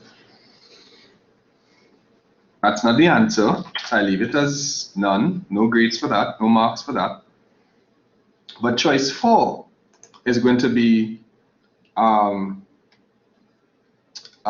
answer. So I might put something that is collaborative, such as a Google Doc, right? And it is the answer, and all I have to do, so now I'm clicking grade or none under here, and I'm going to switch that to 100%. So you see what I did, right? The other options or distractors were none, none, none, and then we have the actual answer with 100% correct. All right, and so once we have that, I can scroll all the way down and click Save Changes. That's all I need to do with that particular question. So now we know how to add both a true or false and a multiple choice question. All right, and it's taking a little while, but that's okay. And yes, Genevieve? In this instance, if I'm using a similar template for a mock exam, if I choose the feedback option there, if I want to see the correct answer, with feedback happy for that? You're breaking up a bit. I'm not sure if can you hear me a little better? Could you talk again? Okay, or you could type the answer. Come back. I'll come back, or I'll type it. I'll type it. I'm hearing you good now. I'm hearing you good now. You could try now. Okay. I'm saying if I wanted to let students immediately see the grade, if I'm using this as a mock for a mock exam, is this feedback here linked to that at all, or is that something else? This feedback is linked to that. So whatever feedback you include here, once you enable them to get, once you set the quiz that for them to get immediate feedback, this will be the immediate feedback. Right? And so that's, so whether they choose a right answer or wrong answer, it will, so in a case like if it's a diagnostic test or if it's a practice quiz of some sort, they will definitely see the... So what will I have to put in that feedback section there? Right, good question. So let me go and try and edit it and show you. So in a case like this, you might probably put something, are you referring to like each answer, correct? No, like let's say they chose whether or not they chose the correct, oh, well, yeah, I'll have to do it for each thing. Yeah. Or is it that I can I isolate it and just put the feedback for the correct question only? You could put just for the correct question only, the correct answer, sorry, only. That's perfectly fine. You also have combined feedback, which would let you know whether it's something correct, whether it's something wrong. So yeah, you could do. Okay. Right? And for So that, if you just I click. fill in the combined feedback, do I still have to fill in the individual ones above, or? No, no. This would be for any particular, it's more generic for this particular question. All right? But you know, sometimes if you have something, let's say, and I'm just saying if it's a practice quiz, you might want to put some details, some option-specific details. So let's say, for example, this is not the answer, mobile phone. You might probably want to say, well, this is more a personal technology hardware, or explain why it is not the answer. You know what I mean? Yeah. So you can give option-specific feedback, or you can give overall question feedback. Yeah. So it doesn't have to be that you fill out each one here. It can just be generic. So you notice it has one for correct answer, one for partially correct answer if it's like they got 1 out of 2 correct, and then if it's incorrect. So you just choose accordingly. Does that make sense? Yeah. No problem at all. No problem at all.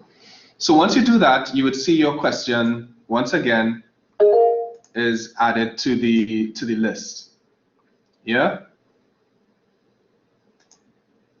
I see we have, yes, go right ahead. Sorry, I just saw your hand. Thanks. I just, could you tell me if in the, just to go back a little bit, in the section where you put the correct answer, so none if it's incorrect and 100% if it is correct. Yes. Is it possible to create a question where you have 2 correct answers? I know you said so, but you have maybe a fraction there, but I'm thinking of something different where there are 2 possible answers and each one is worth 1. Would you be able to do that? Right. Good question. I would recommend that you put, in a case like that, you might probably want to, let me just go back to the question. In a case like that, if you want to give, when you say each one is correct, is that each one is 100% correct? That's what you're trying to say, right? Right, yeah. So let's say in this one here, it's also the Google Doc and the Microsoft PowerPoint, for instance, they're both correct. Right, right. So you only want students to give 1, but the point is if they had given the Microsoft PowerPoint, that could be correct too on a different interpretation. Right. Because it might disagree, sometimes things are kind of hazy, so you might want to get 2 correct answers, but if they choose either one, it would be correct for the full mark. Could you do that? So I don't think so. I think it's supposed to add up to 100 for each question. So in a case like that, I wouldn't say that they have to choose one unless I combine the two points, the 2 options. So if I were to say this and combine it with a Google Doc, which would incorporate perhaps a PowerPoint, etc., etc., I could include it there, and that would be the 100% right there. Yeah, you get what I'm saying? Not quite. My question is, would the system permit you to give 100% for 2 answers? I guess that's another way of asking it. Right, that's what I'm saying. So it wouldn't give 100% for 2 answers. Oh. In a case like that, it would be 50-50. It must equate to 100. Oh, okay. Yeah. So if I were to we could try it here as well, just to make sure it wasn't updated. So we could try it here. Okay. And don't worry, I have it here. So I have 100% for 2. Normally it would ask for 50-50. If it works, then that's perfectly, let's see. And yes, you actually have it. All right. But this would not be best practice from an assessment perspective. Huh? So I'm just saying, just so you know. Okay. Yeah, so it works, but you definitely, I don't know if you want to do that. It would be better if you put the two of them together, or if you put 50-50. Okay, Yeah? thanks. Yeah, because what you don't want is where students select one, they get confused, one over the other when both of them are correct. So you might probably want to rephrase the question. Instead of saying which one of the following, you might say which of the following, just a generic thing, and use that. So you just want to make sure you cross your T's, dot your I's when you're doing it, for two answers to be 100% correct. Yeah? So I'm happy as well to that the update of the system has allowed that now, because before it wasn't available. So thank you so much for that.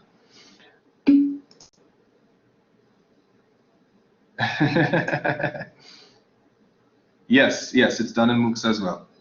So now that we have that, so you see what your questions are in how to add a question. Now we're going to put this all in the context of a question bank. Now to bring this all together, to add it to a question bank, remember this page I showed you earlier? So what I want you to do, so you're probably still on the items page. I want you to scroll up and click save. Click save. It's at the top next to the maximum grade. Click save. And I want you to click on you would see in the breadcrumbs. Let me just share my screen. Again, 1 sec.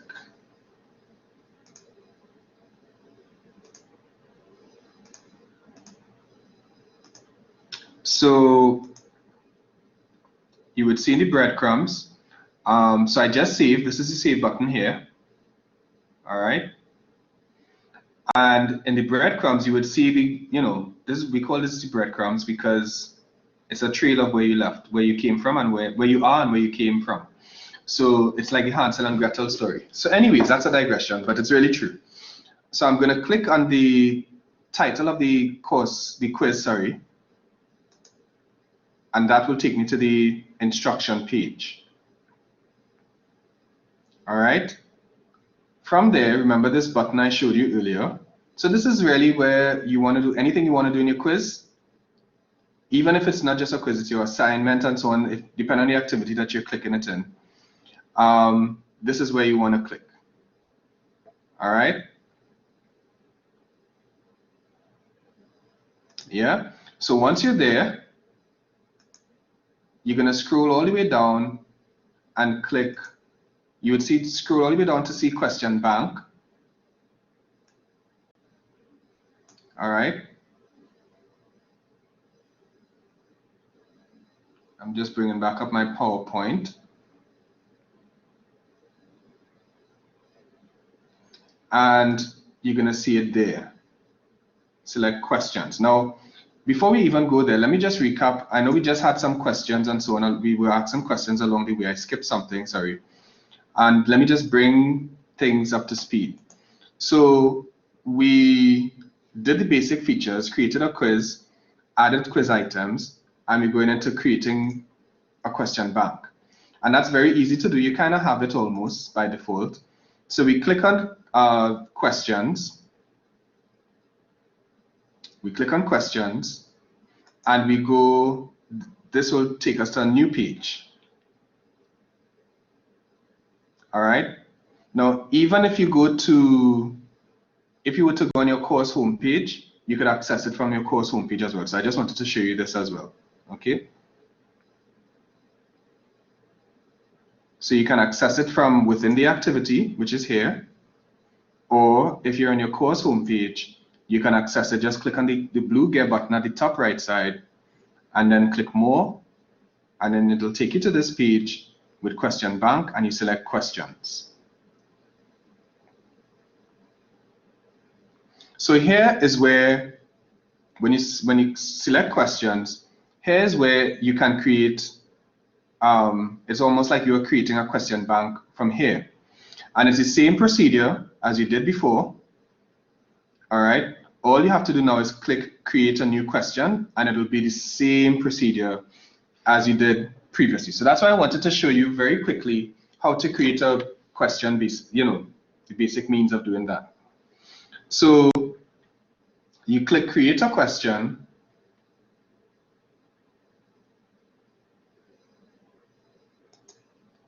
And it's the normal procedure.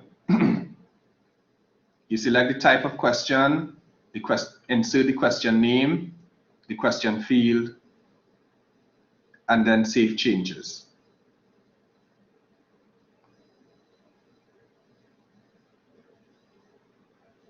So for now, you can use a true or false question or any other question type that is simple enough for you to do right away, because I want to show you something right after this. All right. So remember, when you're adding to your question bank, while you do that, you're going to click on the blue gear button, whether it's on your quiz instruction page or your course homepage. You're going to look for that blue gear button. All right. If it's in the quiz instruction page, you're going to see a more expansive menu, and you go all the way down to question bank. If it's from the course homepage, you click on the blue gear button and you click more, and that will take you to this page where you select questions. Once you select questions, it'll take you to this page where you select create a new question.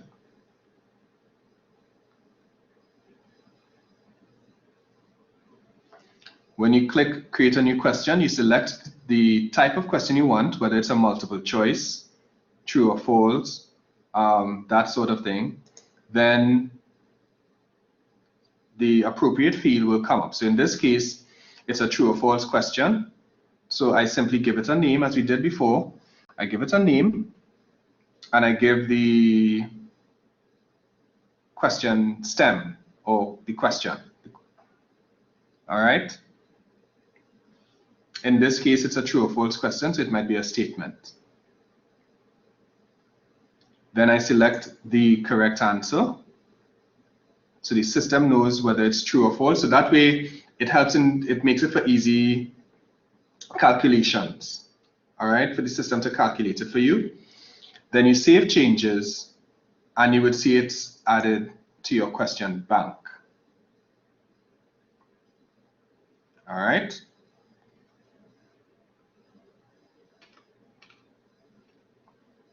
Now, there's a reason I showed you both ways in how to add it to the quiz and how to add it to your question bank, because I was saying that you might probably want to combine the two, where you have questions specific for that quiz. So each student must get, let's say, out of a quiz of 5 items, you might have a situation where you want 5 of those items to be standard items that every student will get, but randomized. And then you have 5 random questions, like what I showed you in my list earlier. All right. So once you've done that, that's basically it. So you have questions to your question bank. So be reminded that, and now once it's in your question bank, you can pull it from any other course because it's tied to your account. You would see it when you go to create questions in another course. You should see it. All right. Now, because your question bank could be very expansive, you can add categories to it. All right. So I'm just going to show you very quickly how to add categories. So let me just find out, do you have everyone added a question or two to his or her question bank?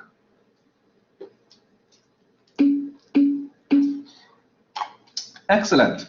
And you see how quick and easy that was, right? Now, when you have it from a question bank, you can pull it from anywhere. You can tweak it. You could do almost anything with it. So I want you to start practicing this approach, and that way you don't ever have to recreate a question or questions from scratch. You just pull it from a question bank. All right. So let's go very quickly into categories. It's very, very, very simple. Again, we go to this page. All right. And in this case, so you could use it, the the breadcrumbs at the top of your screen, and go to your quiz homepage, which is usually the title of the quiz that you gave.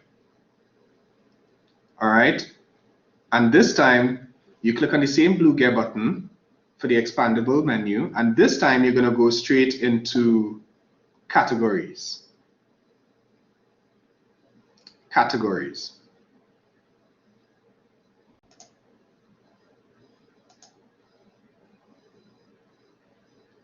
All right. So once you go into categories, you're going to see a page that looks something like this. All right. You may have to scroll down a bit. Sorry, you might have to scroll down a bit. So scroll down at the bottom of the page, and you're going to see add category. You simply, and it's literally, guys, as simple as giving it the title and then click add category. It's that simple. All right. So in this case, I have my learning things, and I just click add category, and the category appears there. So this helps when you, let's say you have a question bank. Now your question bank will be, think of it like a bank account. You might have, well, it's kind of hard to say that, but an account, but you might have several sub accounts, so to speak. Yeah, I hope I'm not confusing it. Or you might have an email inbox with all your emails, but then you might have several subfolders. Yeah, like your junk folder, your outbox, your, and these different things, or specially titled folders, such as whatever they might be. All right. So that's, it helps you organize things, especially if you have a large question bank. Let's say you have a question bank of 80 or more questions, or 50 or more questions.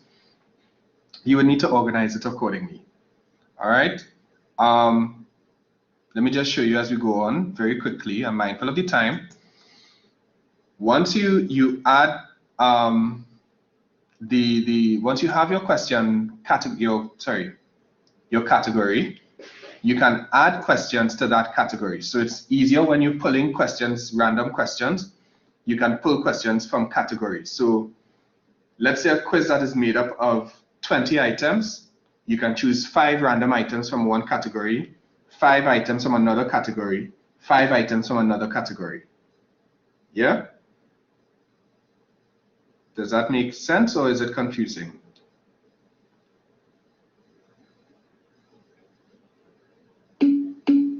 Right. And it's easier for you too when you literally could create a whole quiz in just 10 minutes if so much. Yes, Marjorie? If you have a question bank from another course, can you import some of the questions into a new course? Yes. So you would see in this, let's look at this image here. So these are all courses I have here, and I also have from other courses that I can pull from into this question bank, into this to create a quiz, sorry. Yeah? So it, like I said before, it would go according to your overall account in myeLearning. So you could pull from one course into another in terms of the questions. All right. Does that answer your question? Yes, it does. Okay, great. So once you have your categories, you can assign questions to each category. You simply click on the, as you will see here, the the list of items at the corner here, the square buttons. You tick whatever questions you want to include in that category, and you just click Move To. Of course, you select the category that you want to add it to, and then click Move To. All right.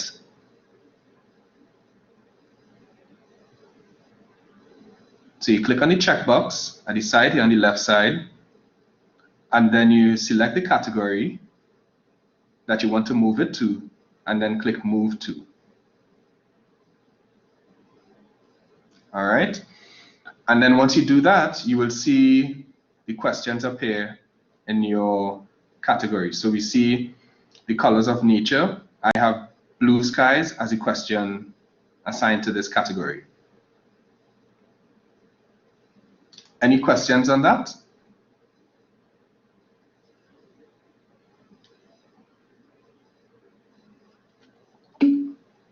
Okay, good. I'm glad that this is making sense to you. And of course, as you practice it on your end as well, it really, really helps. Yes, Genevieve? Yes, Justin, I just wanted to find out if the recording will be made available, if we'll be able to retrieve it immediately after, or will it take some time? It would probably be, let's say today is the end, okay, it will probably be by the end of the week, right? It will be soon after the evaluation. So we try not to send it when it might confuse things. So we send it, evaluation will be like tomorrow morning or tonight, and then soon after that, you're gonna get the recording. All right? Okay then. Thank you. So no problem at all.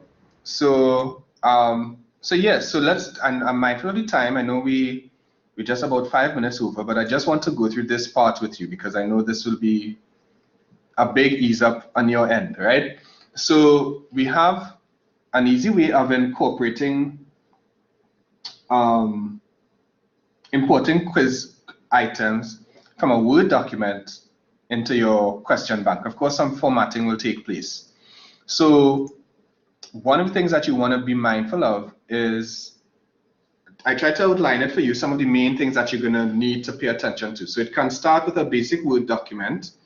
And I know most of you probably have your quiz items and so on in a Word document before you even reach to myeLearning. So that's perfectly fine. What you can do now is just format it. So it's a way, it's in a way that myeLearning can decipher or process it. Yeah. So first things first, you have your let's say it's a multiple choice or whatever the nature of the quiz is. Usually this works for multiple choice or true or false questions. You want to ensure that you have no question numbers, right? And I'll show you an example right after. You have no question numbers, that the options are listed according to uppercase, instead of numbers like 1, 2, 3, that you have, instead of option A, option B, option C in lowercase, you have them in uppercase, right? Capitalized letters. The correct answer, no problem, Nalini. No problem at all. All right. The correct answer, you definitely want to put below each question. All right. So it will identify the answer, the system. You're basically speaking the language of the system, right? So the programming part of it, the backend programming, it will be able to process it. All right. So once you do that, you also want to make sure that there are no spaces between the questions and answers or options. And I'll show you what it looks like. So following these guidelines, I'll show you what it looks like now. Right? Notice here we have, the question doesn't have any numbers, right? The options are listed in uppercase letters, A, B, C, D. You don't have to highlight it. I'm just highlighting it for you, but you don't have to highlight it. And right under the list, you have the correct answer. So you're basically telling the system what the question is, what the options are, what the answer is. Yeah? But you're taking out all of something as simple as a space reads in the back end, it produces programming language. So you want to make sure that is as minimized as possible. And that's why I provided you with some salient points in formatting it for MOODLE to really translate it into their quiz activity. So remember these guidelines here should make your quiz in your Word document look something like this. All right. Once you've done this, I don't know if you're doing it now, but once you've done this, so you make sure there are no numbers. You could try it with 2 questions or 1 question for now. No numbers, no uppercase, sorry, list the options in uppercase. Yeah. The options themselves, the content of the options don't have to be in uppercase, just the letter assigned to each option. Then you're going to insert the answer below. So it's, in other words, like how I have it here, answer colon D. And then you don't want any spaces between the question and answer as well. So there is no space between the colon and D, Justin? Between the colon and D, it's just like how I have it here. There's a space between colon and the answer, and then a full stop after. Yeah? My internet just shut down, so I didn't hear the answer. Oh. Okay, so there's a space between the colon and D. So when you put answer, colon, space, D, full stop, or whatever the answer is. Okay, thanks. Yes, Shruti? No problem at all. Justin, you may have mentioned this in the previous workshop, but forgive me for asking. The multiple choice, that has to be done separately, correct? Not multiple choice, sorry, true and false. If you're doing it like this, uploading a Word document. If you're doing it like this, you can, no, I was saying, I remember when you asked that question, I'll ask you a question about this after, about that after. Okay, sure.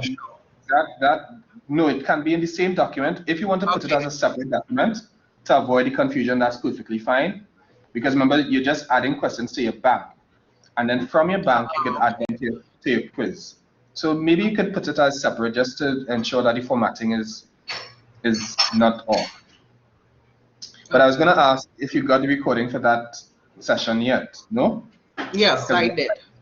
Okay, I haven't good. listened to it yet, but I did receive it. All right, no problem. So keep that in mind, and it should look something like this. The same format can be used for true or false questions as well. Now, once you've done that, you want to save it as a plain text file, right? And it's very simple. You click Save As. So, you know where Save As is. That's at the top left side of your screen. You click Save As, and you're going to see a window that looks something like this. It's a familiar window, I think, to a pop-up window to most persons. You're going to see under the title of the file, you're going to see Save As Type. This is where you get to format the file, whether you want to save it as a PDF or whatnot. In this case, however, you need to save it as a plain text. So you just scroll down until you see plain text. All right. So you click File, which is at the top left hand of the Word document you just formatted. Then you click Save As. And then before you click Save, make sure it's converted to, you select plain text, because that will change the format to plain text. So plain text means that it takes away more of the back-end programming and formatting details. Yeah. Once you do that, you click Save. You're going to see a pop-up window like this. That's okay. You simply click OK. That's okay. Just click OK. And that's perfectly fine there. Once you click OK, right, you're going to go back to this page, right? So let me just back up a little bit. Everyone got to this point and clicked OK.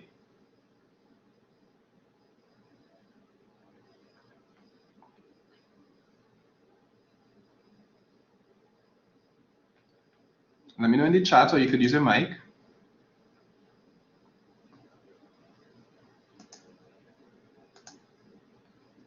Everyone got to this point? Oh, okay, no problem. Well, at least you have the you'll have the recording, and of course, I hope you're following as well. All right, so once you have that, you click OK, and then okay, no problem at all. So let me just make sure back up from the, since you're following. So remember, we have the formatting of the Word document, right? According to these points, these guidelines here. Then once you have the form, once you follow these guidelines, it should make your document look something like this. You don't have to highlight the right answer. I just highlighted it for you, but you want your formatting to look like this. Once your document is like this, you click File, which is at the top left side, Save As, not Save, just Save As. This window will appear, and you're going to select Plain Text under Save As File, where it's highlighted in the circle here. You click on that. Under that option, you're going to click on the drop-down menu and select Plain Text. Once you select Plain Text, a new pop-up window will appear. You click OK. Yeah. Once you click OK, then that should take care of that.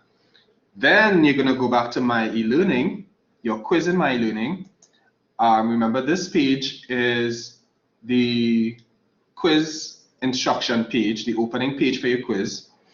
And then you're going to select, you're going to click on the blue Get button at the top right side, as we see here.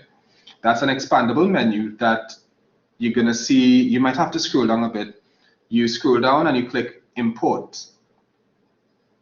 Click Import. That will take you to a page that looks something like this. Now you're going to select the first option in the file format. You're not going to select Blackboard and Exam View and so on. Just click the first option, right? And then you just drag your file into that little box. You see the perforated box with the blue arrow. You can drag your file into that, or you could select Choose File and locate your file. Remember, it's a plain text file that you're submitting here. And then you click Import. Again, let me go back. So once you're in myeLearning, in the quiz homepage or instruction page, you click on the Gear button, the blue Gear button at the top right side. Scroll down and select Import. When you select Import, a new page will appear where you select the first option and then upload your file, which is right here by this blue arrow, and then you click Import. Once you click Import, you're going to see a new page that looks something like this. So it's processing your document, and you would see some of the questions that you have in the document. So for example, the question I had was, which of the following is not a color of the rainbow? So this is just like a synopsis page letting you know that it's being processed. Once you see this, you click Continue at the bottom of the page. And there you have it. It's added to your question bank. All right. It's added to your question bank, and then you could proceed to use it in your quiz activity. So let me just take 1 minute extra to show you how to incorporate a random question in your quiz. All right, now it's the same procedure we did before, as you know. So now that you have a question bank, you simply go back to this page. And instead of selecting a new question, or now, by the way, if you want to pull from your question bank, you can go add from your question bank. But in this case, we want to focus on a random question. So with the random question, we select that, and this page will appear. All you have to do from here, because remember, we created our question bank, we created our categories, we imported our questions. All you have to do is select the category that you want to pull the items from, and then you want to specify the number of items that you want to pull from this category. Remember, I said earlier that you could pull from multiple categories. So say you have a quiz of 20 questions. You can make 5 of those questions from one category, 5 of those questions from another category, 5 of those from, and they can make up a quiz of 20 items. So this is where you can do that. So I determine I want one question because I only have one question in this category. From this category, actually I have 2 questions. So I just want one of the 2 questions in this category, and I select them there as you see. And then I select add random question. So whatever this, out of the 2 questions that comprise this category, students are going to get either one. Right? And then once you select add random, it's going to be there. And it'll let you know what is a random question. Yeah? And that's how you add questions from your question bank to your quiz, or you add a random question from your quiz, from your categories into your quiz. Now, Genevieve, just for your convenience, you see why you want to give the questions specific names again, right? Because in your question bank, you're only going to see the title. So if you were to have where this arrow is here, where if you had question 1, question 2, it's going to be confusing. So this is what I was trying to save you from. All right. So now you know how to add random questions. So yes, Paulson, go right ahead. Sorry, I'm finding the important thing. The file format, what was the option we're using? Oh, let me go back up. It's the first option. Icon format? Yes. Okay, thank you. Right? Once you select that, then you go to add your file and so on. If you select one of the others, it's not going to follow through. Even if you select MOODLE XML format, it's not going to go through. All right? So be mindful of. I guess I'm not sure what I did wrong. I was following all the instructions, but Okay. there are important questions. Yeah, if that's the case, then look at the formatting again. It's usually a case, and once it doesn't read it accordingly, it's probably something with the formatting. So once you go through the formatting, then you go straight ahead into that procedure. So my recommendation would be to try it with at least 1 question first, try it with 2 questions or so. And once you get the hang, because once you do it more often, of course, it becomes committed to long-term memory. All right. Any other questions?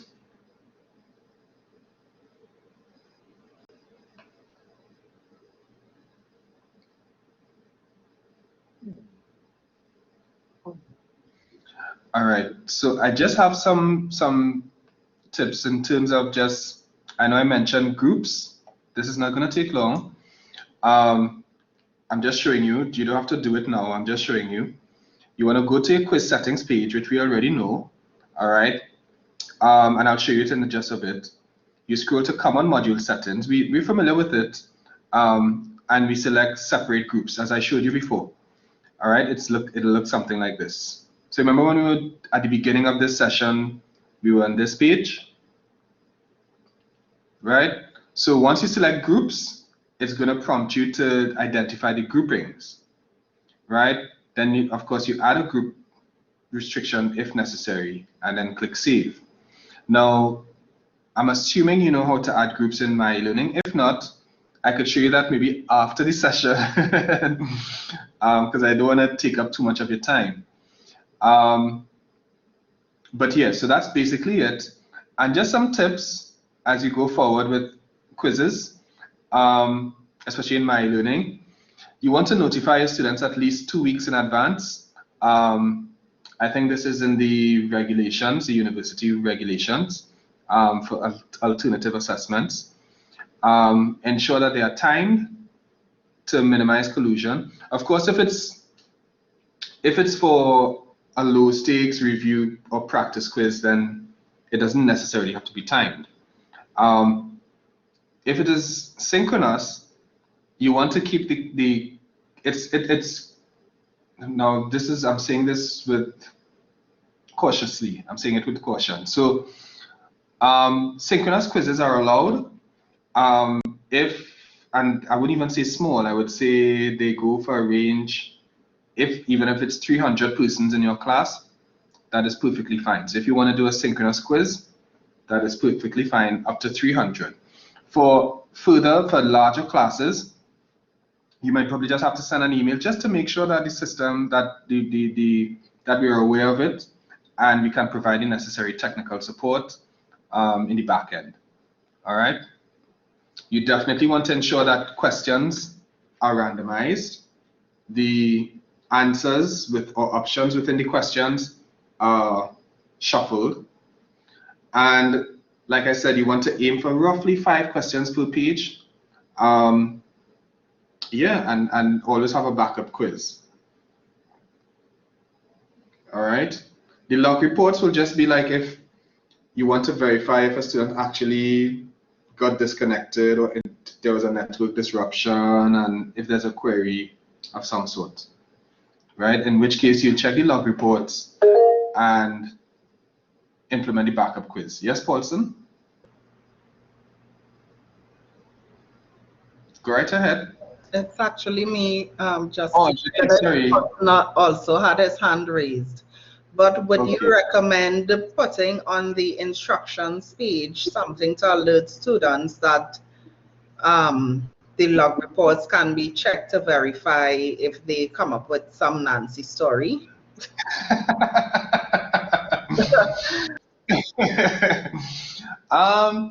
I wouldn't recommend that part because then you don't want to give out too much information. They don't need to know that at that point.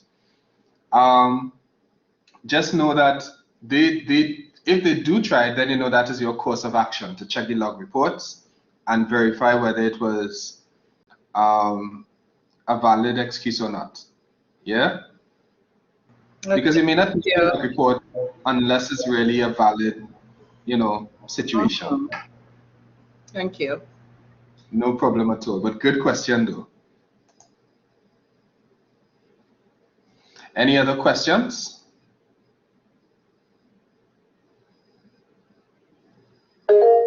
Yes, Nalini? Hi, might be a little bit off topic, but how you check the log reports, like for a quiz that was already administered and whatnot? Where do you check for that? No problem at all. You could check it in 2 ways. You could check from within the activity specifically. Remember, let me see if I could find the slide with it. You could check a couple different things. And I'll just show you from within the activity. So remember you have results here. So you could see grades, responses, statistics, etc.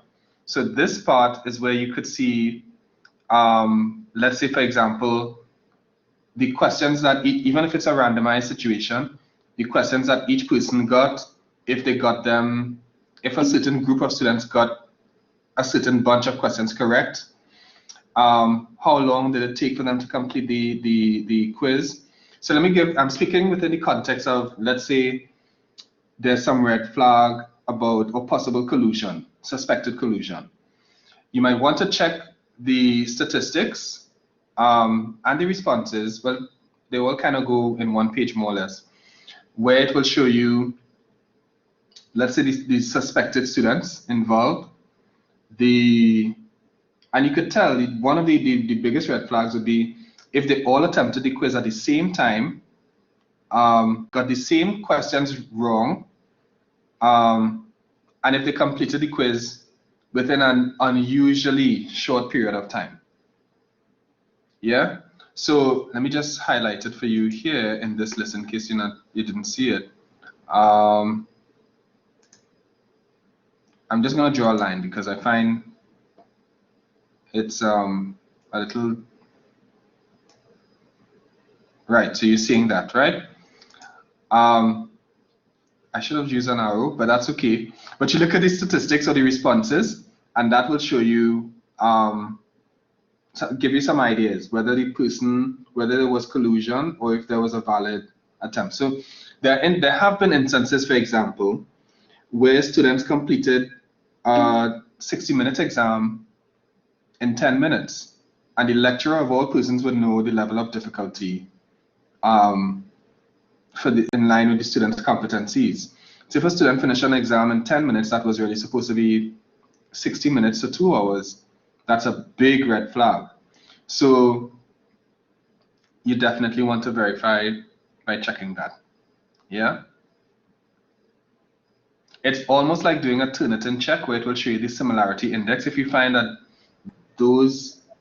that group of students or subgroup of students all had the same statistics in terms of the time they attempted, the duration they took to complete the quiz, and the questions that they got right or wrong, that's a big red flag. So that's how you would click here to access that information. Okay, great. Thank you so much. I normally check and review the attempt if I have any suspicions. Right. Yeah. If it is that you want to check for like network disruption, you can simply go to the participants list in your general class participation, and you would see, and you could do so now if you'd like, you would see the logs, the activity logs for each student. If they clicked on the quiz, they may have viewed the quiz, and it seems that they got interrupted, or there was a network disruption. Okay. If they re-accessed it from a different network, it will show you all of that in a table form, of course. It's not too complicated. All right. And of course, if you ever get that in those instances where you suspect some sort of collusion, you definitely want to send an email to me and servicedesk@sta.uwi.edu or myeLearning@sta.uwi.edu.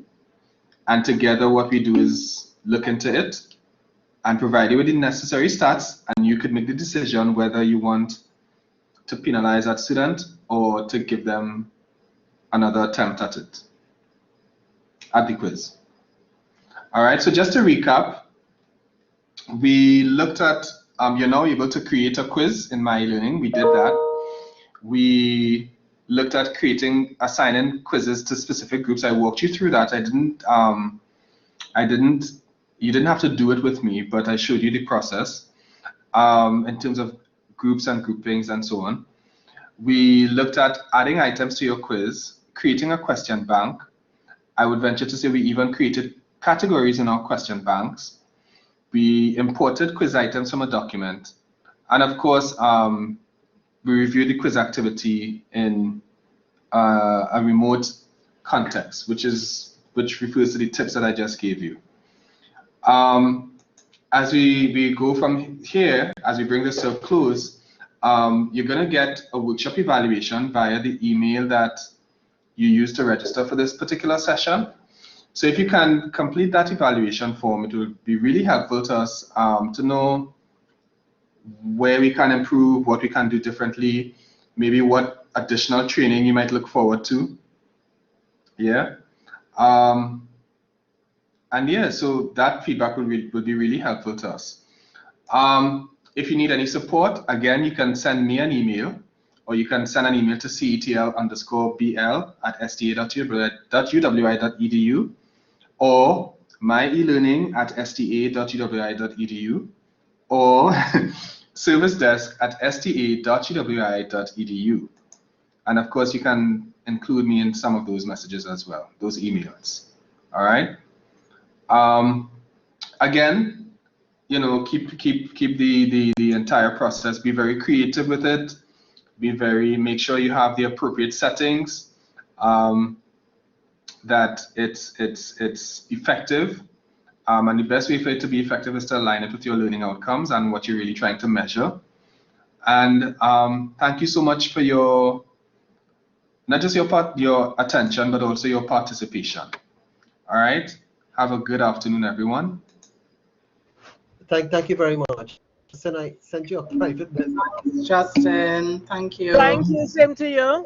Thank you, Justin. Have a great evening.